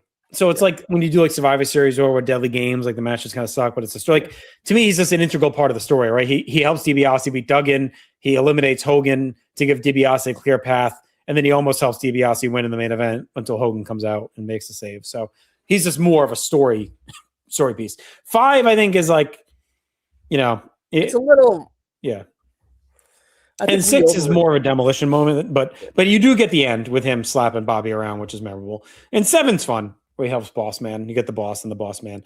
I think he's fine to be above Piper, below Cena. Like, I don't just carry the weight of 3. You know what I mean? Yeah, he's going to be on the list because of 3. Like, so he's being recognized for being there. And Justin, there's a battle royal named after him, right? So true, yeah. There's that legacy, right? Of that. That's integral to all the Manias since 30. All right. CM Punk. And I'll be honest with you. When I first did the list, I was like iffy on including him. Like just off the top of my head. But then when I thought about it, I was like, oh no, of course. Obviously he's a contender. Because you get the Money in the Banks out of the gate, right? He's got what, two in a row? 3 wins. 3 in a row. Yeah. Yeah. Then you get Jericho. No, I'll do it. You got Ray at 26, which is only 6.5 minutes, but it kicks off their feud. It's pretty good though. It's like a really good sprint. Well, and the story going into it was great. And it's just disappointing in the moment because it's only 6 minutes with that story going in, but they go on to go into the summer. WrestleMania 27 versus Randy Orton is very good. I went 3 3/4. Jericho is very good. I went 4. And then WrestleMania 29 versus The Undertaker, I went 4.5. I think it's excellent. And then WrestleMania last year is his best match and moment where he finally made events WrestleMania. You went 5, I went 3 3/4. So I think it's sneaky deep. But it's only how deep will that sneak bring him on this list? Like how deeply can he sneak up? Like I think it's probably a little bit better than McIntyre, really, just because he got the main event. I think he's better than McIntyre, Zayn, and those guys. I don't think he has enough to go over Angle and Flair. That's just kind of where it's really what's his best is the Taker and last year. Taker. Yeah. Right, yeah, which are both great. I mean, again, Taker's like a borderline 5 for a lot of people. And I know we're not really carrying weight with results, but I think winning Money in the Bank twice at WrestleMania is pretty big. I think that's, and also like the 40 moment's big too, where he screws Drew. Like that's a cool moment. Yeah, I think what hurts too, those Money in the Banks are the weaker ones toward the end. Like 25 is he's not the worst one is Swagger at 26. He's not in it. Yeah, but it's kind of diminishing returns as you go through them. Well, the best one, it probably goes 21, then 23, and then 22, 25. Yeah. So 26. Like the ones he wins are the weaker of the 6 or whatever. It's like 2 of the weaker ones, but and then that middle stuff is kind of like you said, it kind of taps out at like very good. Doesn't really crack that great, and he's with workers like him and Ray, very good. Him and Jericho, very good. Like him and Orton, very good. But like he gets chances with workers to like have that show stealer match. You know what I mean? Well, I think he does with The Undertaker, and I think he does with Jericho. Like Jericho, that's in a hard spot with Jericho too. Yeah, it's the third best match on that night, but they have tough shoes to fill. They're in between the Hell in the Cell and then the Rock and Cena, which is a really big match presentation wise, right? So there's 0 negative on this match. You think Ray's a negative? Perhaps. No, I didn't say negative. I just said they're very good. I just said he had a chance to clock some great ones. And he got one last year, right? So I said about in that middle run. I'm not talking about the last couple. I said Taker was great and last year was great. I'm talking about. I said negative here though. I said his middle run. He had chances to steal the show, and they were like very good. I do have him and Jericho at 4 stars. Yeah. I haven't watched 27, like I said, in a while. So you really think he's below Drew though? I didn't say that. Who said that? Oh, that's where you started kickback. Why? You think he's higher than Kurt? I think he's similar to Kurt. What's Kurt's best match though? Shawn, and I think Punk's 2 matches might be better. You think the Taker match is better and the 41 main events match? I have 41 at 5, so I know maybe I'm high on it, but and then I have Taker Punk, I think at like 4.5, which is kind of where I had Shawn Kurt. So, all right, how about Flair? I can't put him above Flair. Yeah, I think below Flair. So split him? Is he above Kurt? Yeah, I think he's above Kurt. All right, I'll give him the benefit of the doubt this year that he's going to have a better. Because even his middle stuff is better. Like you just went over it, Jericho and Orton. Like Kurt's middle stuff is Benoit and Kane. Like I just think it's better. I mean, Kurt does have Brock is the second best, but I think Punk's 2 best are better than Kurt's 2 Yeah, best. he's better than Kurt. He's better than Kurt. All right, we got how many left? 1, 2, 3, 7 left. Here we go. Glass is breaking for Stone Cold Steve Austin. All right, this is really going to put it to the test, right? So we're getting to the heavy hitters here. He's got the tight run, the very tight run. So he's got 12. He's got 12 with Savio, which is fine. 13 all-time best match. 14, I think it's a great match with Shawn. Yep. 4 stars. 15, I'm a little lower on with him and Rock, but it's still a big moment. 16 is not there. 17, obviously one of the greatest matches of all time, greatest WrestleMania of all time. 4 3/4. 18, him and Hall is kind of whatever. 19, a great match with The Rock, and then you got to layer in the Owens, and then you get the moments, right? You get 20. He's kind of the best part of that debacle. You get him and Piper at 21. You get him running into the fan last year. He's the referee of the Battle of Billionaires, referee for God, Cole and Lawler. The Rock Hogan moment at 30 carries some weight. Yeah, that's a big one. All right, how about him and Taker? Him versus Taker, where you at? Well, I think when it comes down to Taker, all right, so we agree he's above Hart. That's his best match. He's above Hart because he's similar to Hart, but he's got more. He's got the same best match. Plus, I think him and Rock washes with Brett and Owen, and then I think Austin's other stuff is better. Yeah. Okay, just so we know where we're there. All right, so he's at least number 2 right now.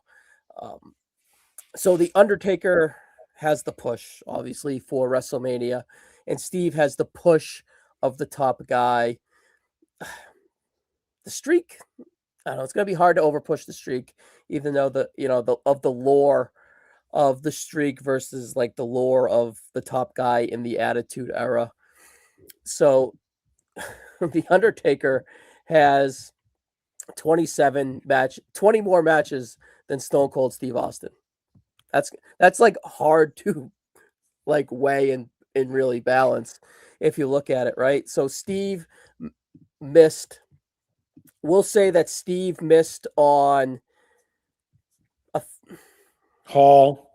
quarter of his matches in comparison, and the Undertaker missed on at least half, right? But how much do you weigh in the streak versus like a top guy like Stone Cold in the company, right?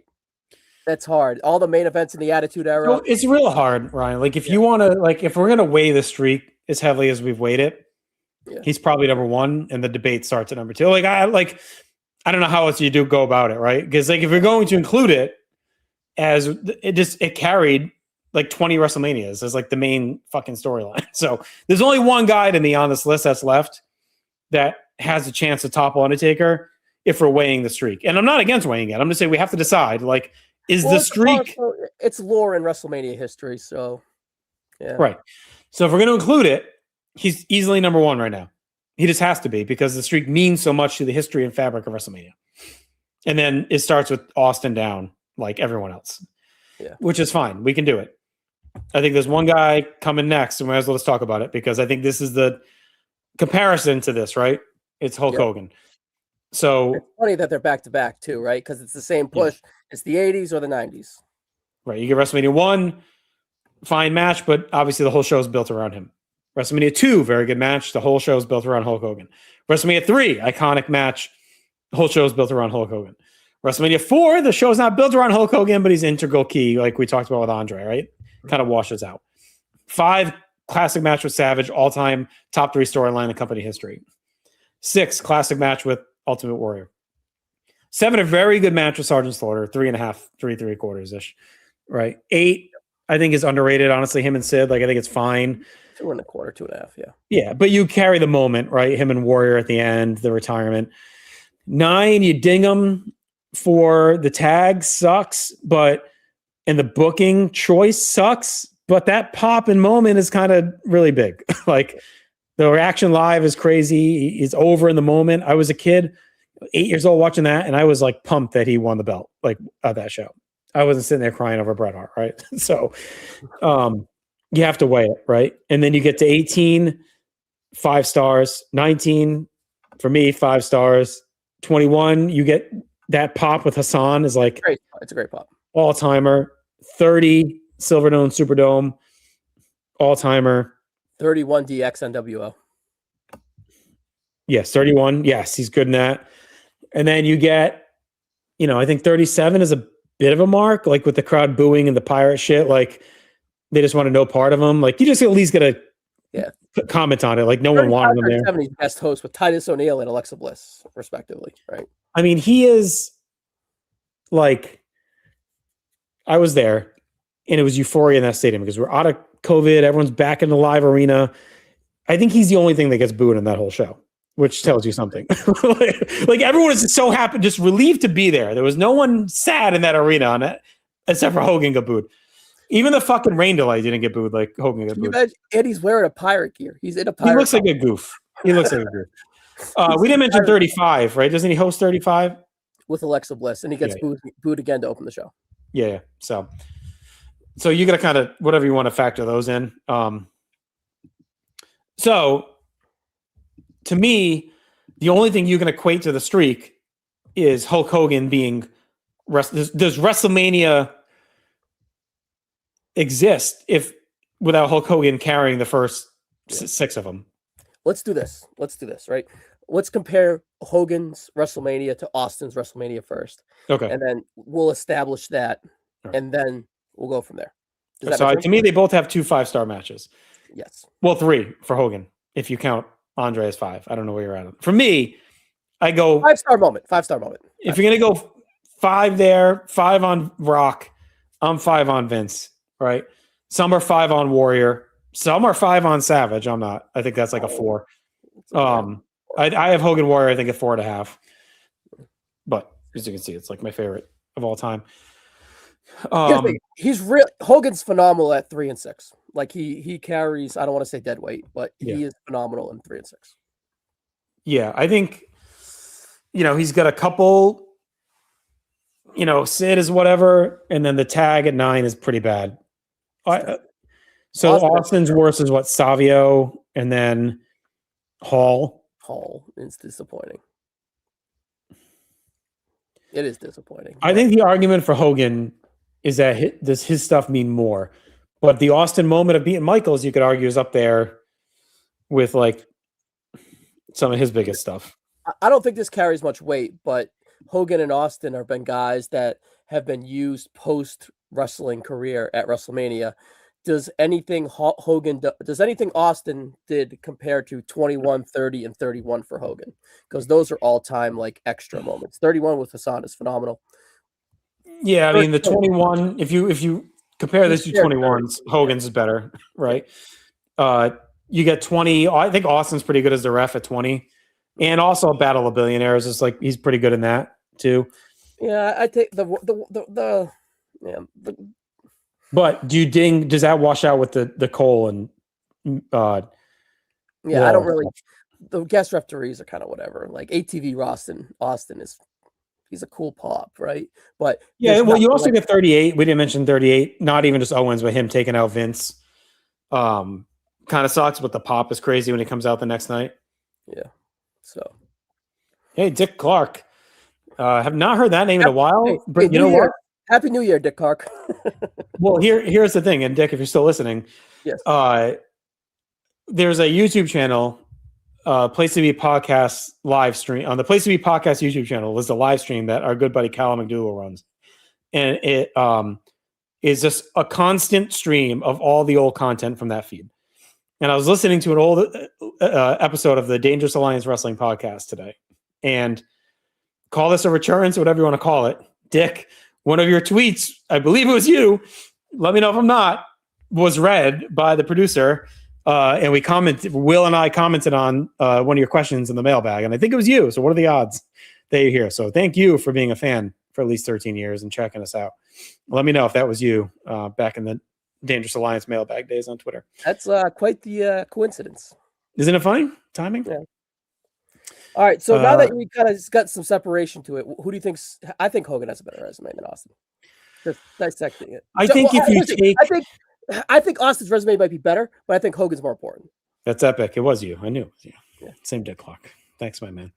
I think if you put them on paper and take WrestleMania out of it, I think Austin's is higher. Just like at a glance. Just the matches. If you just look at the matches, I think Austin's is higher. But when you factor in what Hogan meant to WrestleMania. Okay, that's what you meant for WrestleMania. I got you. Yep. When you say now they're at WrestleMania, I think you have to, if we're going to credit the streak, we have to credit the importance. You have to credit Hogan's influence on the first 7 WrestleManias. Like it's and even the first 9. I mean, like he made events, 8 out of 9 out of the gate, and you could say he's part of 4. Yeah, he's at ringside. So he's really in the main event of the first 9 WrestleManias. Solidifies Macho, right? Right, and then you can say, he should have main evented 18. Yeah. You can make an argument him and Vince could have closed 19. Like I know why they didn't.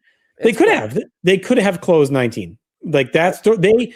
You go back and watch the build to 19, or listen to Ruthless Aggression podcast when Jake was doing it, like before Farrell took over. I think right, he took over after that. But the build to Vince Hogan is the best built match on that show. Yeah, like it's the most time and the most energy. And there were people that thought at the time going into it, like they're going to close with fucking Vince and Hogan. I'm not saying it would have been the right call. I'm saying they could have.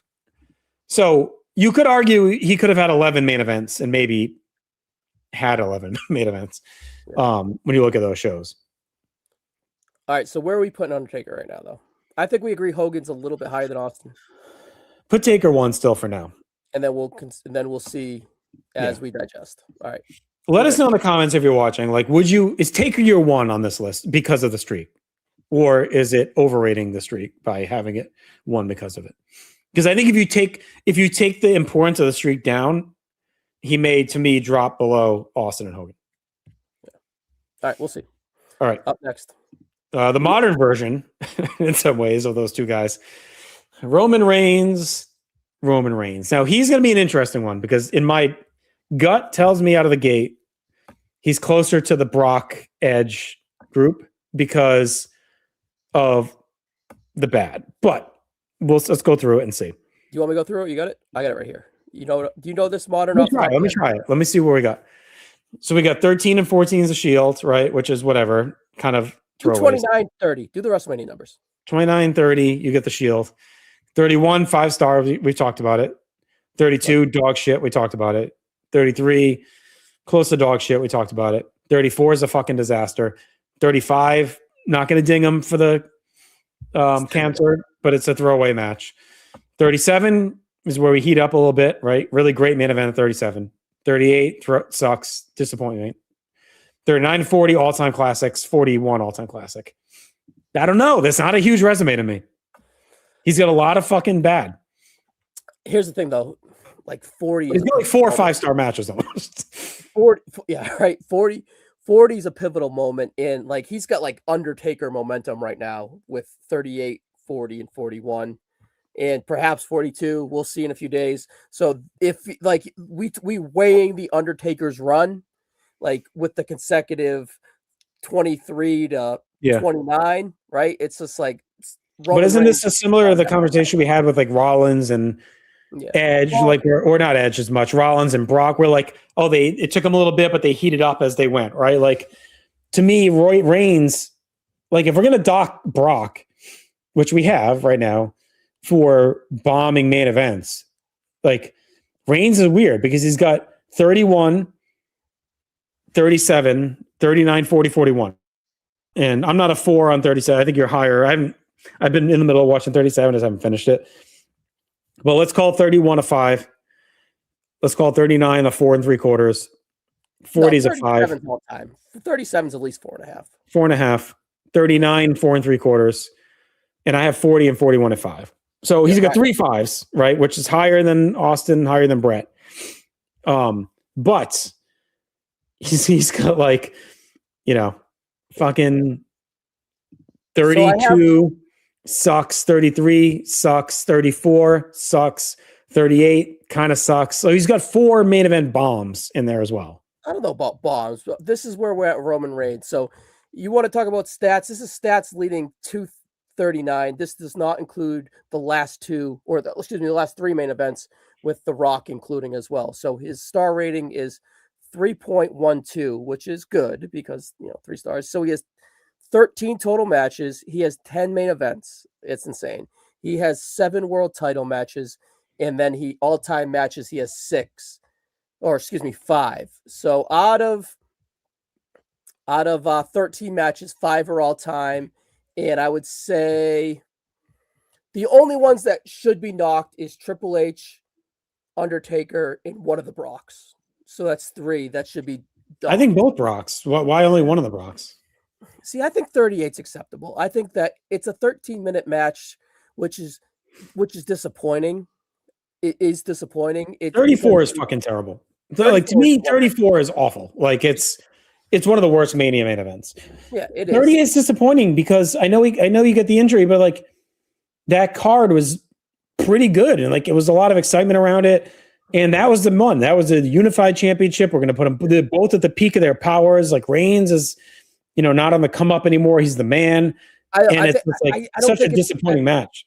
See, I don't think it's not as low as the other stuff, right? So I look at it and I would say he's under. What do you think's more bigger? 40? I have that match at 3.25. So yeah, not terrible, but disappointing. Brian, what do you think is more important in company history? WrestleMania 30 or 40? 40. Without a doubt. Right. And because you also got to factor in that I do think the Bloodline's like a top 3 storyline, right? With Mega Powers, with Austin McMahon. Yeah. And a lot of that Bloodline equity is built in with the WrestleMania main events, I hate to say. Look, Aaron and I have covered this on like our No Holds Barred, and then we have another WrestleMania special coming Friday where we've said like 40, if you ended wrestling at 40, it's like the perfect bookend to like the WWE story. Like if the WWE just ended at WrestleMania 40, like so does that put him above Bryan? He's above Bryan. Okay. That's because I don't want to put him with the compilers of the negativity because you have to weigh 40 as being extremely important, I think. I think he's above Brett. Really? Well, so Brett's got the 2 5s. Yep. Brett has a lot of bad too that we ignore. Yeah. And Reigns has the arguably 3 to 4 5 matches, 5-star matches. I don't know if I can go ahead of Austin. No, there is something to the kayfabe of main eventing 11 WrestleManias and the company continuing to boom, right? So we can say a lot of if you shit the bed in half of them, I don't know. Yeah, but a lot of that is 7+ years ago, right? So I'll say this: he's closer to Hogan, like resume wise, but I think Austin's tight resume is just better. Yeah. Like if you look at Reigns and Hogan, they're similar. They kind of carry a stretch of manias. They're the biggest part of the show. Like Austin is, but it's quick. But man, Austin's just a meteor. Say Punk and Roman go out and have a 5-star classic, and we rework our list, and it's a top 10 WrestleMania match, right? That will carry a lot of weight for Roman Reigns here. That's the 4th match. Yeah, I just wish he had one less bomb. Like I wish 33 was better, or I wish 32 was a squash. Right, like that 32 can't be understated. And I tried. Like when we did it for War, I really went into that show. Like I hadn't seen it in forever. It's 2.5. I'm gonna come in with fresh eyes. I went 2.5, and to me, that's like extremely fucking generous. And a lot of that's baked on Steph at ringside. All right, we'll see where he gets when you compare him to other guys. I think this is a good spot for him for now. Yeah. Okay. All right, 4 more to go. Ooh, the Macho Man. All right, he's gonna be an interesting one. 11 matches. I did not expect that. He's got a sneaky deep run here. So, but it's all in one stretch. He's not like these other guys that have the comebacks later, right? He's got none of that. It's boom, boom, and we're out. 2 sucks. Get that out of the way. 3, top whatever match. Some have it best. Some have it top 25, like me. Some have it at 4.5, like me. But whatever. It's up there, right? In the lore. WrestleMania 4, like 4 of his 11 matches come at that show. But to me, that show is more about the entire story than any individual match on the show, because the matches aren't that great. But that's his. Like, we talked about how many guys own a WrestleMania. Savage owns WrestleMania 4. Like, that's his show. 5 Mega Powers, great match, great storyline, all time. 6, you know, it's like kind of a low-key wart, right? If you think about it, it's fun, but it's kind of stinks. The match stinks. He's downgraded, but it's fun. You get the Elizabeth getting her revenge as part of their story, right? 7, 5-star, top 3 match in company history. Yeah. 8, 4.5, 5 to 5, whatever, you know, you may have it. 9, he's a big part of the vibe of that show. Like, he's really good on commentary. He's your narrator throughout the show. He's helping carry Ross a bit, honestly, through it. You get the macho sedan. Like, he's just sad luck that you win the title the year before and now you're on commentary. Yeah. I know, but at least he's like a big, like, 9 is a show that you have to like factor in the vibes. Like, it's such a vibe show. What number 2 in our vibe drafts? He's a big part of that vibe at 9. 10, fun match or crush, and then he's done. So I don't know, like, where do you put him with Warrior? Oh, I think he's above that. I think you have a conversation with Brett right away. Over Brian? Let me just read you some of his stats, just to kind of. He has 11 matches. He has 2 main events. He has 3 world title. He has 4 all-time matches. His average match rating is what kind of dings him, but you kind of overlook it because he's a similar guy that has a WrestleMania for him. So his average star rating is 2.83, which is bad. But those tournament matches are designed to be low. Exactly. Like, you don't want to ding them. Like, one man gang's a 1-star match, right? Like, it is what it is. Butch Reed is to nothing. To me, the one you can really ding him for is Steel. Like, that sucks. Because even 6 is like, what, 2 3/4, that mixed tag. Like, it's still fun. You get Jesse's fun in that, and like Sapphire bopping around. Like, it's one of the highlights of that card. I think 7 and 8 and 5 carry the water, and 3 carry the water. Yeah, I mean, look, like, Cody Rhodes said it today. Savage is my number 1 GWE. Like, I mean, so I'm not trying to nitpick too much on it, but what'd you say? Well, what do you think is more important in company history, WrestleMania 30 or 4?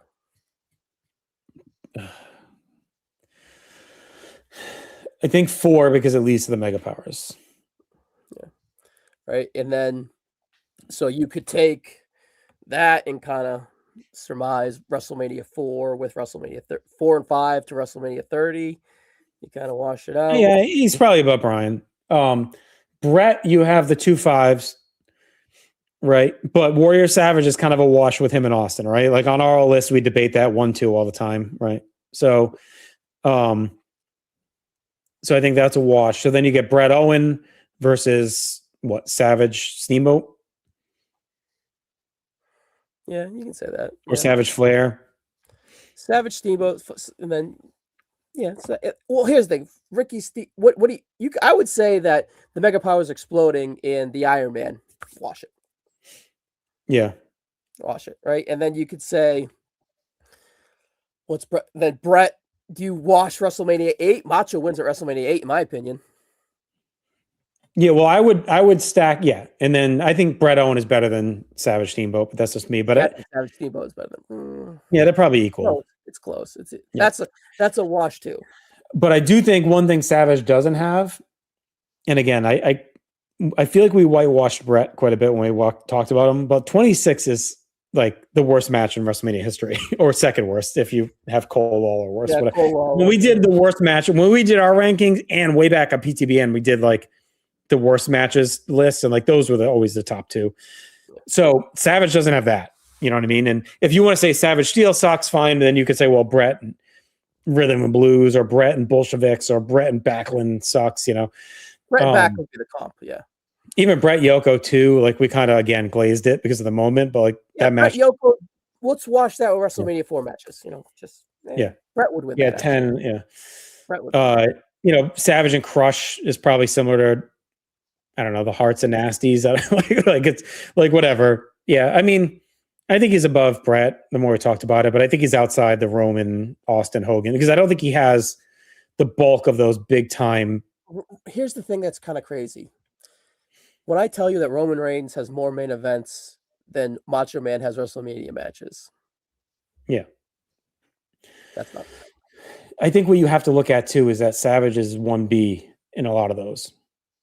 Mm-hmm. Whereas Roman is 1A in his. You know what I mean? Like, yeah. So are you putting him above Brett? He's above Brett. I think he's above Brett. Because I think Warrior, Savage, and Taker Shawn are the only two matches that can compete with Brett Austin. Yeah. Right. Yep. All right. We got 3 more. All right. Cody Rhodes. Tank of gas in my Kia Soul.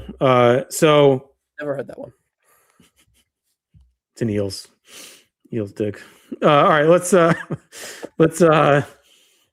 talk Cody. So his early stuff, what's he got? All right, WrestleMania 26, the triple threat with Legacy, WrestleMania 27 versus Rey Mysterio, which was low-key good. Big Show at 28 was kind of fun. Andre Battle Royal, he was in it. 31 and 32 IC ladders. Big return at 38. Big match at 39. Monster match at 40. 41 main event night 1. Hurts a little bit, right? No, last year 41. I meant to say 40. 40, he had 2 main events, night 1 and night 2. Yeah. And then 41 was a stinker. Yeah, so that's going to hurt him a little bit. It does hurt a little bit. He does have the 5-star at 40. He's got the 4 3/4 at 39. You know, we've talked a lot about the tag at 40. We haven't dove too much into it, even though all the guys in the match are on this list. I went 3.5 on that. I think it's a little disappointing. I think Rollins is the best part of the match, honestly, better than Cody. I think Reigns is probably better too. Like, I think Cody's probably the third in that match, but well, he was also designed story-wise to get I know. You know, so it's and he's good in that role. And I do love 38. I think it's an all-time moment, his return. But he does have, like, he's got some of that shit we've talked about a lot of guys, like the early years, right? Rollins has some of that, Reigns has some of that. I don't know. Where do you put him with the Brett Savage bucket?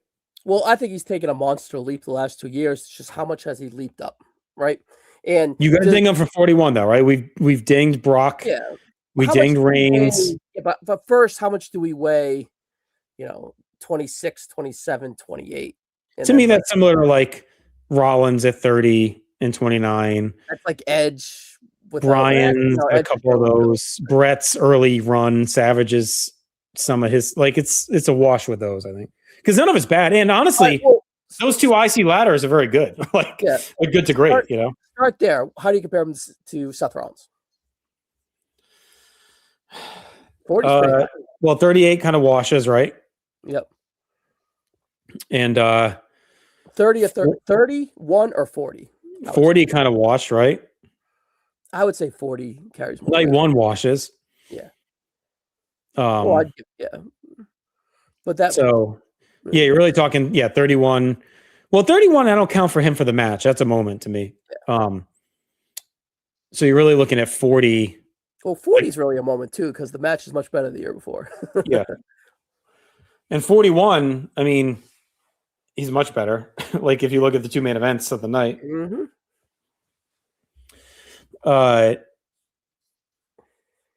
He's kind of got the stinker, but Seth has a couple too.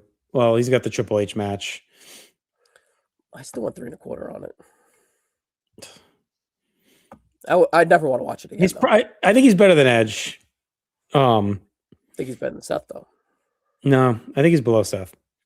So put him there. Well, but we did give Reigns a big bump for 40.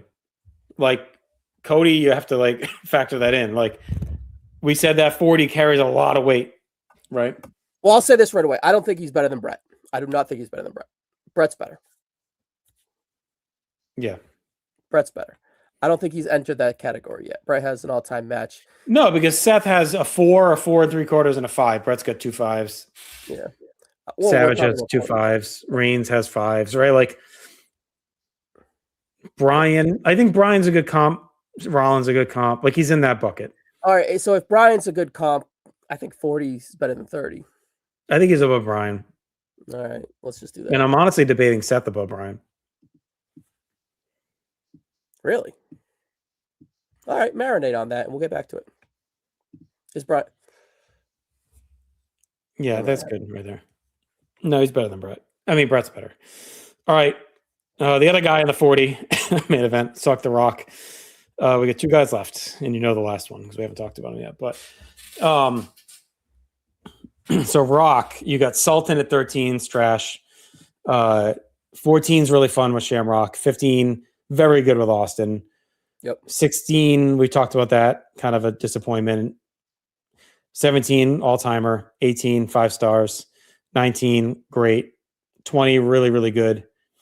28, great. I love that match with Cena. I think it's like 4.5. 29 sucks.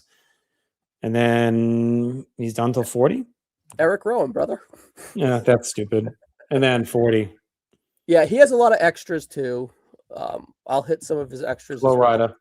Yep. 27, he's really important. 30, he's really important.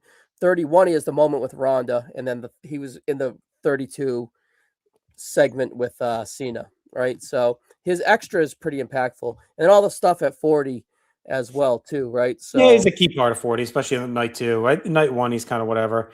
Just real quick, Dick Clark, it was him confirmed on the Dangerous Alliance pod. He has been since May of 11. The podcast PTB started in February of 11, so Dick's been around forever. So much love to you, gut buddy, for sticking around and still being here with us for all these years. So, yeah, Rock. I don't know, like, how do you compare him to Savage? What was the question we had earlier in the chat, right? Like, I think he's a better wrestler than Reigns, right? But yeah, but at Mania. So with Savage, you can kind of wash like Sultan with Steel, right? Kind of throw those out. They both suck. Here's his stats. The Rock had 12 total matches. 6 of them were main events. 4 of them were world title, and 6 out of the 12 were all-timers, right? So let me just read his all-timers. 17, 18, 19, 28, 20, and then 15. How much weight are you going to carry with the trilogy with Austin? I think it's important to the Attitude Era. Of course. So 17, I'm 4 3/4, but obviously, like, I know it's a 5 for most. So we'll say it's a 5, right? 19, 4.5 ish, right? Yep. Well, 15 carries weight 4. for me. I hate to cut you off, but this is what carries a lot of weight for me. We had him number 4 at 17. We had a number 5 at 18. That's 2 out of the top 5 WrestleMania matches in history. 1 versus the guy in the 80s, 1 versus the guy in the 90s. Yeah, Mitt Hogan carries a lot of weight. Yeah. So I think he's I think Hogan, I talked about before, like what matches compete with Bret Austin, right? Yeah. We said Taker Shawn, we said Warrior Savage. Hogan Rock is up, right? That's in the category, right? So, and Hogan Austin probably. I mean, Rock Austin, I should say. So he's probably above Savage, right? Because I think you can wash Rock Hogan with Savage Warrior, and then Rock's other stuff is bigger. So then it becomes him versus Reigns. Rock doesn't have the bad that Reigns has, right? Low-key does, but not high, not like on the biggest. Not stage. as much. Yeah, not as much. His bad is early in his career, which we gave Reigns the pass on that. We said that the Shield stuff and whatever is like okay for Reigns. Like we didn't ding that on him. Reigns' dings come with those main events that he bombs. Right? Rock doesn't have those bombs. Yeah, he never. Reigns also never has a mid card. He's exerted right into the main event, which is he's got the 2 Shield matches. I mean and the Drew. He's got the Drew match, which is essentially a mid card. Rock's only real main event bomb is 29. And it's still like, and if you want, you could compare that, I think, to 38. You could, Rock got hurt. They had to kind of do what they had to do, right? Yeah. So clear those out. 40, I think him and Reigns are a wash on night 1. Yeah, I think it's very pivotal to like the story at 40 to make it feel so impactful. Right. So what do you want to compare, like 39 to 17? Yeah. Well, here's my thing. I put him. I would compare him to Austin. I think he's above Reigns still. Reigns does have 41 as well. Like, yeah, it's the same fucking question. It's like Reigns. I think Reigns has more high, but Rock doesn't have all those bombs in the main event. So yeah, I'm all right. I think. Yeah, I think Rock hits rate's much stronger, but Reigns is on the ascend still. So Right? Austin is interesting because now you have Austin Rock. All the matches wash, Yep. and that leaves you with Brett Austin versus the Hogan Rock, which also kind of washes. Austin Savio versus Rock Shamrock or Salt, whatever, like those kind of wash. Yep. So that leaves you with 16 for Rock, which is kind of whatever. 18 for Austin. Kind of whatever. You get Austin Owens, which we didn't talk about. Like, Yeah, but I think Cena kind of is a little bit stronger than that, right? yeah, it's Is a The tough Rock one. above? See, here's the thing with The Rock. I really weigh 28 and I really weigh 40 as him coming back to the WrestleMania brand to really As a elevate. celebrity. Yeah, to elevate that time period and use his star power and all that stuff, right? So I think Yeah, I he's don't think really 28 can be overlooked. I mean, we've talked about it a lot, Aaron and I, like the lineage of the God matches, right? The and gods. I don't think you can say, well, 29 weighs it out. No, it don't. No. 29 is an afterthought. I went 4.25 on 28 when I watched it for War. Yeah, same thing with me. And then you got to weigh 27 as well too with coming back, and he was also a part of 30. So You that sure you want to give him credit for 27? well, him coming, they got to 1 million buys, Justin. No, I know. He's a big part of it. He's a massive part of that. And you know what? Too, we haven't really mentioned 20. He's really great in that match. Yeah, he's probably above Austin. The Hurricane, the Hamburglar, yeah. Brother. He does the brother without that. You get the Jennifer Flowers. Yep. 32 is a mark against him. I don't want to hear it with Rowan. Like coming out with that. I was there, man. Coming out with that fucking flamethrower at 11:30 at night. Yeah. All right. Well, we'll wash that with 31 because I think he's really good with Stephanie and Ronda the year before, right? Yeah, no, he's good with them. Yeah. I think he's above Austin. I think Hogan and Taker still have the aura of the Mania, though. No doubt. Austin's best match, you could say, was against Hogan, right? So, Rock, all right. Yeah. Excuse me. All right, we got one more, Justin. Which is crazy. All right. Last one is a man that's often called Mr. WrestleMania, right? So it's Shawn Michaels. His early days are similar to Brett's, right? So you get 5 sneaky fun match with the Twin Towers. 6 is shit with the Orient Express. 7's a really fun opener with Haku and Barbarian. Honestly, the best opener at that point until Brett and Owen comes along. Him and Tito is like whatever. Him and Tatanka is disappointing, but it's still like 3 stars. 5-star with Ramon at 10. You know, the Diesel match is interesting because you could say he carries it, but also he sandbags it. So it's like, it's kind of a weird match, right? In a way, it's like a 3.5-ish. He's equally good and equally bad, I think, in that match. Pretty decent. 12, 4.25. 13, he's whatever. He's on commentary. 14, I think is a great performance. He guts it out and puts on a really good match. Then you hit his Mr. WrestleMania run, right? Jericho, 4.25, 4.5, whatever you want to say, 19. 25 stars, 21, 4.5, or 22, 4.5 with Vince. So wherever you land on that, 4.5. 23, 4.25, 4.5 with Shawn. 24, 4 to 4.25, probably with Flair. 25, 5 stars with Taker. 26, 4.5 minimum with Taker. Minimum, yeah. The ref at 28. Ref at 29 kind of sucks. He's involved in 31 with the Sting match. 32, he's got the fun moment with Austin. That kind of it. That's pretty much it. Yeah, he's in Triple H's corner at 29. By the way, I think he super kicks Heyman too, which is kind of probably the best part of that terrible match. So he, on paper, again, I think he's similar to Taker and Hogan. Yeah. So this is how I would look at it, right? There's no denying any 3 of them. I think this is where we've landed with those 3 being our top 3. It's the Undertaker is the push.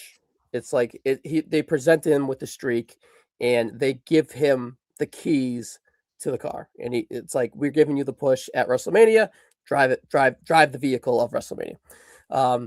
Hulk Hogan is the seller. He's the establishment of the base.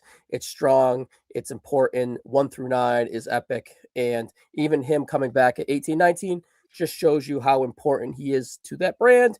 And he's undeniable to the importance. He's the seller, right? Shawn Michaels is he's the glitz, he's the glamour, he is the showstopper, the so to be. He doesn't get the push that the Undertaker gets, but he maximizes every minute that he has on the And grandest he is stage. presented as Mr. WrestleMania during that stretch. Like, But it's earned. He earns the moniker, right. is what And I'm I getting mentioned it earlier with Gunther, right? All the way back at the beginning, we started 2 hours ago. We talked about Gunther being the guy that, like, okay, who's getting the Gunther match now, right? Like, and that was Shawn. It was like every year, it was like who's fighting the streak and who's Shawn fighting. Like from 2003 to 2010, that 7-year stretch was who was Shawn fighting at Mania, and that was like your second draw going in with the streak with Shawn, and then the title match, right? Like those are your cornerstones of Mania for 7 years. And you had the mythical Eddie match, right? That we were supposed to maybe get at 22, that didn't happen. The dream match, Angle's like kind of a dream match. He gets inserted at 20, but he's like really good in the match, so it's kind of, you look over it. He steps in at 23, right? It's supposed to be Triple H. He steps in and gives a great match. Carries Vince, carries Flair. Yeah. Carries Taker twice. Or maximizes Taker. Let's just put it. I think he's third. I think he's third. I think. What? No, I think he's one. I One? truly do think he's one. I think he's one. I think he's I think he's the least buff Taker. I think Taker's third. That's where I'm at. Here's the thing. All right, so how many fives does Shawn? Let's start at the top. How many fives does Shawn have? He's got Taker, Ramon. Taker. All right, so he's got Ramon. He's got Taker. And he's got Benoit. No, he's got 30. Oh, Benoit. So 3. Yeah. Okay. And then 4.5. Wait, hang on. It's just start at fives. It's a start at fives. So he's got 3 5-star matches. Hogan, I feel, has 3 5-star matches with Rock, Vince, and Andre. You're using that now in your argument. Vince and I'm talking about me. Whatever you want to say, you can say. I'm talking about me. I'm washing Vince. I'm talking about me, brother. If you're giving Vince 19, I'm giving Vince 22. That's a wash. That's a wash. Yeah. That's a wash. That's a wash. Like that's thrown out. That's a wash. You're not saying 19's a 5-star, and you're not saying 22 isn't. No, that's picking at straws, and we're not even getting. So I'm going by my grades in the fucking WrestleMania. You do not have WrestleMania. I've seen your grades. You do not have WrestleMania 3 at 5 stars. You don't. So now you're just trying to make a point with that. It's held as a 5-star, the greatest WrestleMania main event of all time. I have it at 4, but it's a 5. So now you're taking 2 4-star matches. Savage Steamboat, I said, okay, it's equal to Bret Owen, which is not even close in my mind. Yeah. But here's where Shawn has no plausibility or whatever. He has 17 matches, 5 main events, 5 world titles, 11 all-time matches, and his average star rating is 3.686. And you were his grader, and you're kind of lower on him than most. There's no negative. What's the negative on Shawn? Like, everyone has their detractions. Everyone has their pushback, especially the Undertaker and especially Hulk. 11. I think 11. It's 3.5. No, I know, but like you're grasping at straws, in my opinion. There. No, that to me is like the Reigns Brock match, right? Like it's like it should have been. I think he sandbags the match. I think he actually ruins the match more than he helps it at 11. I think it's always held up as like he carried Diesel, but I actually think he actively makes. I think he tries to embarrass Diesel, and that's kind of been confirmed, right? That he went out and. I also think that part of it is overblown too, because if you read every report and listen to every podcast from that time, well, not at that time, about that time, they say they get in a limo and Vince McMahon says, God damn, we have a baby face on our hands, and it's Shawn Michaels after Patterson and friggin' Pritchard and all them guys were trying to push Shawn all along. And Shawn has that performance, and Vince says, we have a baby face on our hands the next night. So, well, good for him. The match sucked because of it. So yeah, he doesn't have the bat of Taker. What does Taker have for 5s? He's got Shawn, which is a wash.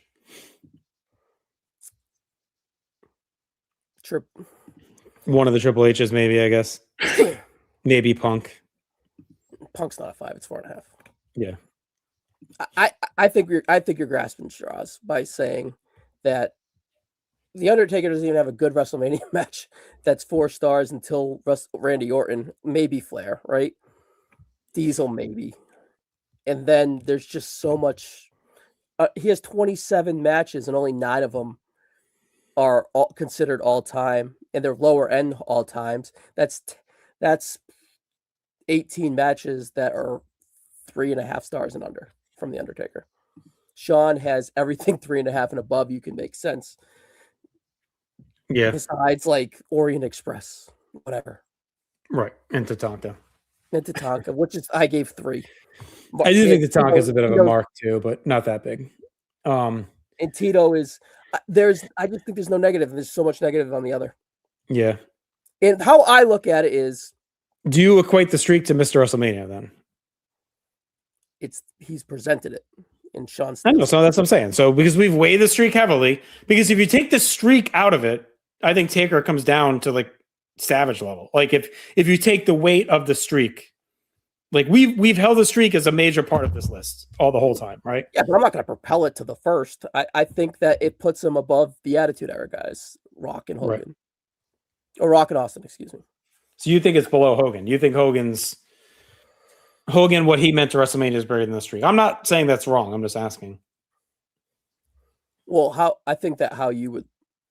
if you wanted to put Shawn last out of the 3, then why would you want to put Hogan above that? I get it's the history. I was only putting Shawn third because we spent the last 2.5 hours talking about the streak and Hogan being WrestleMania meaning more. So I'm just asking you, does Shawn Michaels being Mr. WrestleMania put him in that category? Because we have held those things above the matches for everyone else, right? We have said the streak and Hogan being the King of Mania for 9 episodes for 9 years, right? And then the 2 codas.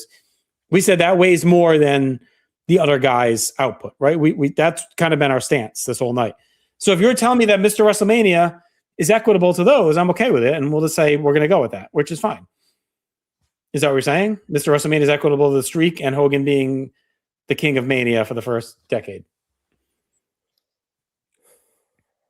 Because you could argue of the 3, business-wise, Shawn being Mr. WrestleMania is like the least integral to Mania, right? Because it's just the best match. So again, it's fine. We didn't come into this with the criteria of like box office. But I would argue Hogan and Taker, and to an extent Rock and Austin, probably mean more to WrestleMania, right? The streak, Hogan, like those are selling points to, like they have established Mania, right? If those Shawn matches all don't happen, I don't know how much WrestleMania is affected long-term. Right. I'm just giving you the devil's advocate that your Shawn to me is the best worker. He's the best worker in Mania history. So you have to weigh work versus streak and Hogan, right? Like that's the debate. Is the best worker most important to you? Because when you look at like the draw aspect of it, is not Shawn. He doesn't really main event many of these. I think he could be the flagpole to a lot of things at WrestleMania. Like he could be the pie in the sky thing because of the lore of what he's done at WrestleMania. I think he's on everyone's list of the bar to reach, and that could be a part of the story as well, and stuff like that. And of course, you could say that with Hogan. You can say that with Undertaker's streak as well. But performers, I think we all agree Shawn is number 1, and he probably maximizes every WrestleMania minute that he's on. And we've talked about negative detractions the whole time, but I don't really think I've seen any with Shawn. No, he doesn't have I mean, I don't think Hogan has many either, honestly. 9's a kickback, but whatever, right? But he kind of washes that with the end. Like to me, the end kind of cancels. And that, trust me, that tag is awful. I think it's like a bottom fucking 10 Mania. I don't remember where we had it, but it's fucking terrible. Yeah, man. But like I do think 9 kind of gets canceled out by the end. I'm just saying, like if we're looking at negatives, I don't think Hogan actually really has any, because I think the gravitas of 1 and 2 outweigh like those matches. You know what I'm saying? Like. All right, this is what we're going to do. I'm going to leave the screen, and you're going to give me your top 3. Go ahead. You're going to tell the world your top 3, and then all right. After our discussion, Oh, you're leaving? I feel weird now. After our discussion, I think I've talked myself into Undertaker at 3, Shawn at 2, and Hogan at 1. Because I think if you're looking at no detractions, I think Hogan has none, really. And I think what he means to Mania outweighs Mr. WrestleMania. So to me, you're putting the number one draw, the building block of Mania, and then Shawn comes in at 2 because he's the best worker in WrestleMania history.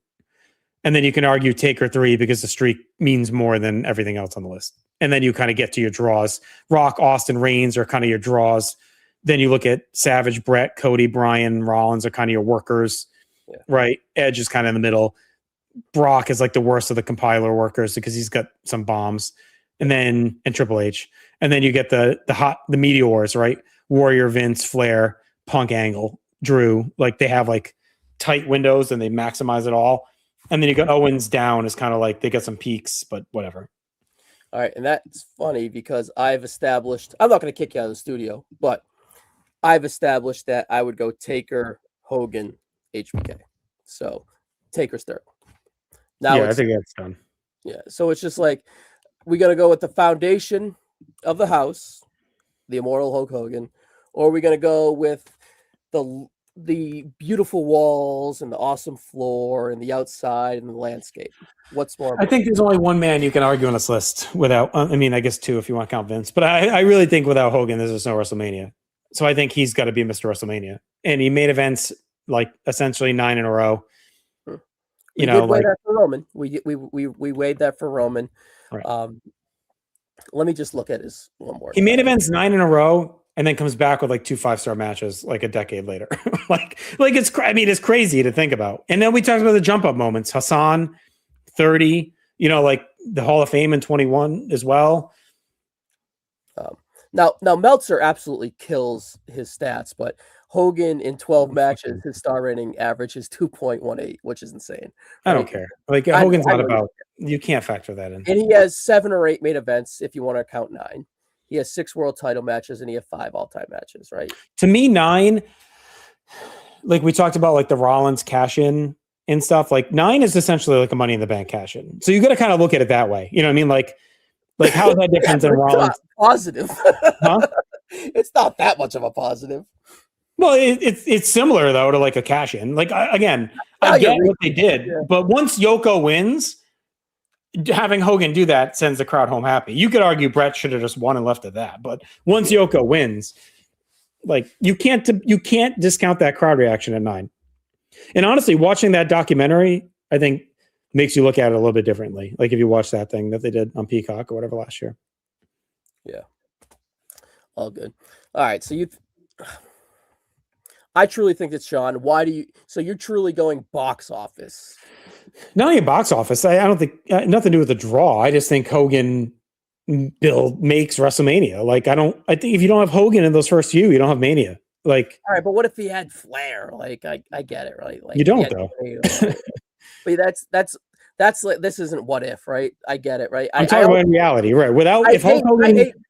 I hate when people say, well, if there wasn't Hogan and Vince, there would have been someone to step up, right? And I'm not going down that lane. No, I'm not.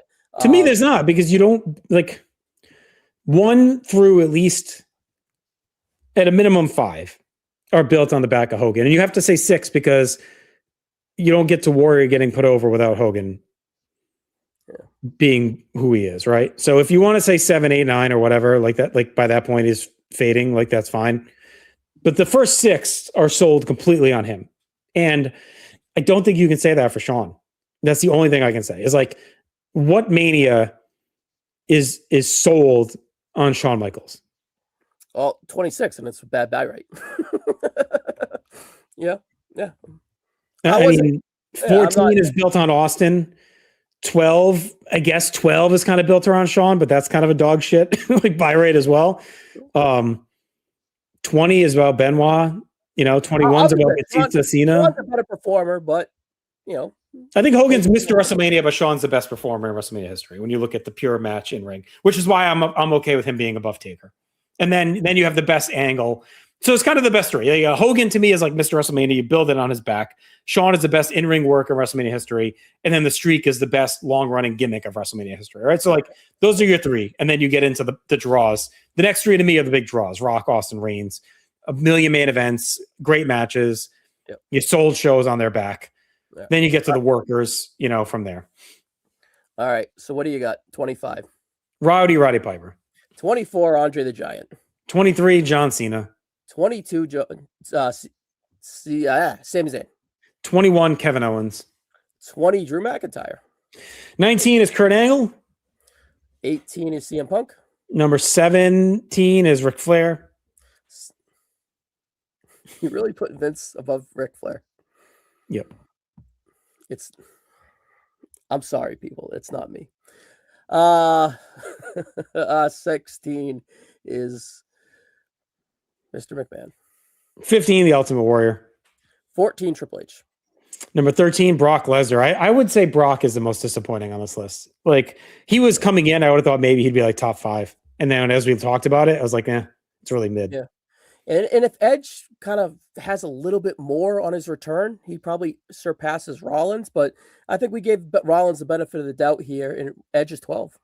Yeah, Rollins 11. I think what hurts Edge is, the comeback is mid and doesn't add that. Well, he does have 37 in the comeback. Well, is that comeback?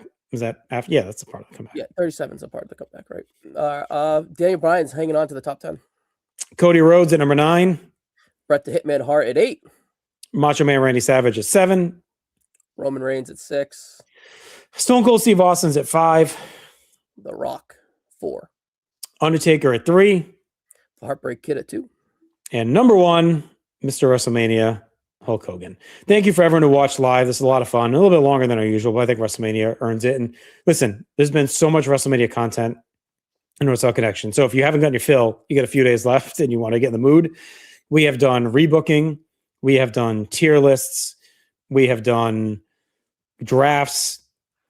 Ryan has had previews of every match, every Hall of Fame inductee.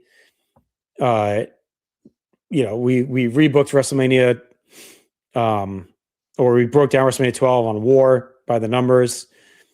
Aaron and I did a couple really fun tier lists. There'll be one more drop in this week on Friday. The audio for this, again, will drop later this week as well. The previews, you can check them out individually on a YouTube channel or all as one giant audio clump if you want, or I guess it's 3 technically, but on the Podbean. And then we'll have the post show. What are you running that Sunday or both nights? Both nights. So both nights will have post shows. So we are like your WrestleMania home this week. So want to thank everyone. We've really seen a big growth on YouTube, which we appreciate all of you. Be sure to weigh in on your comments after. If you're watching this on delay, throw comments in the YouTube. We'll reply to them. Other than that, everyone enjoy WrestleMania weekend.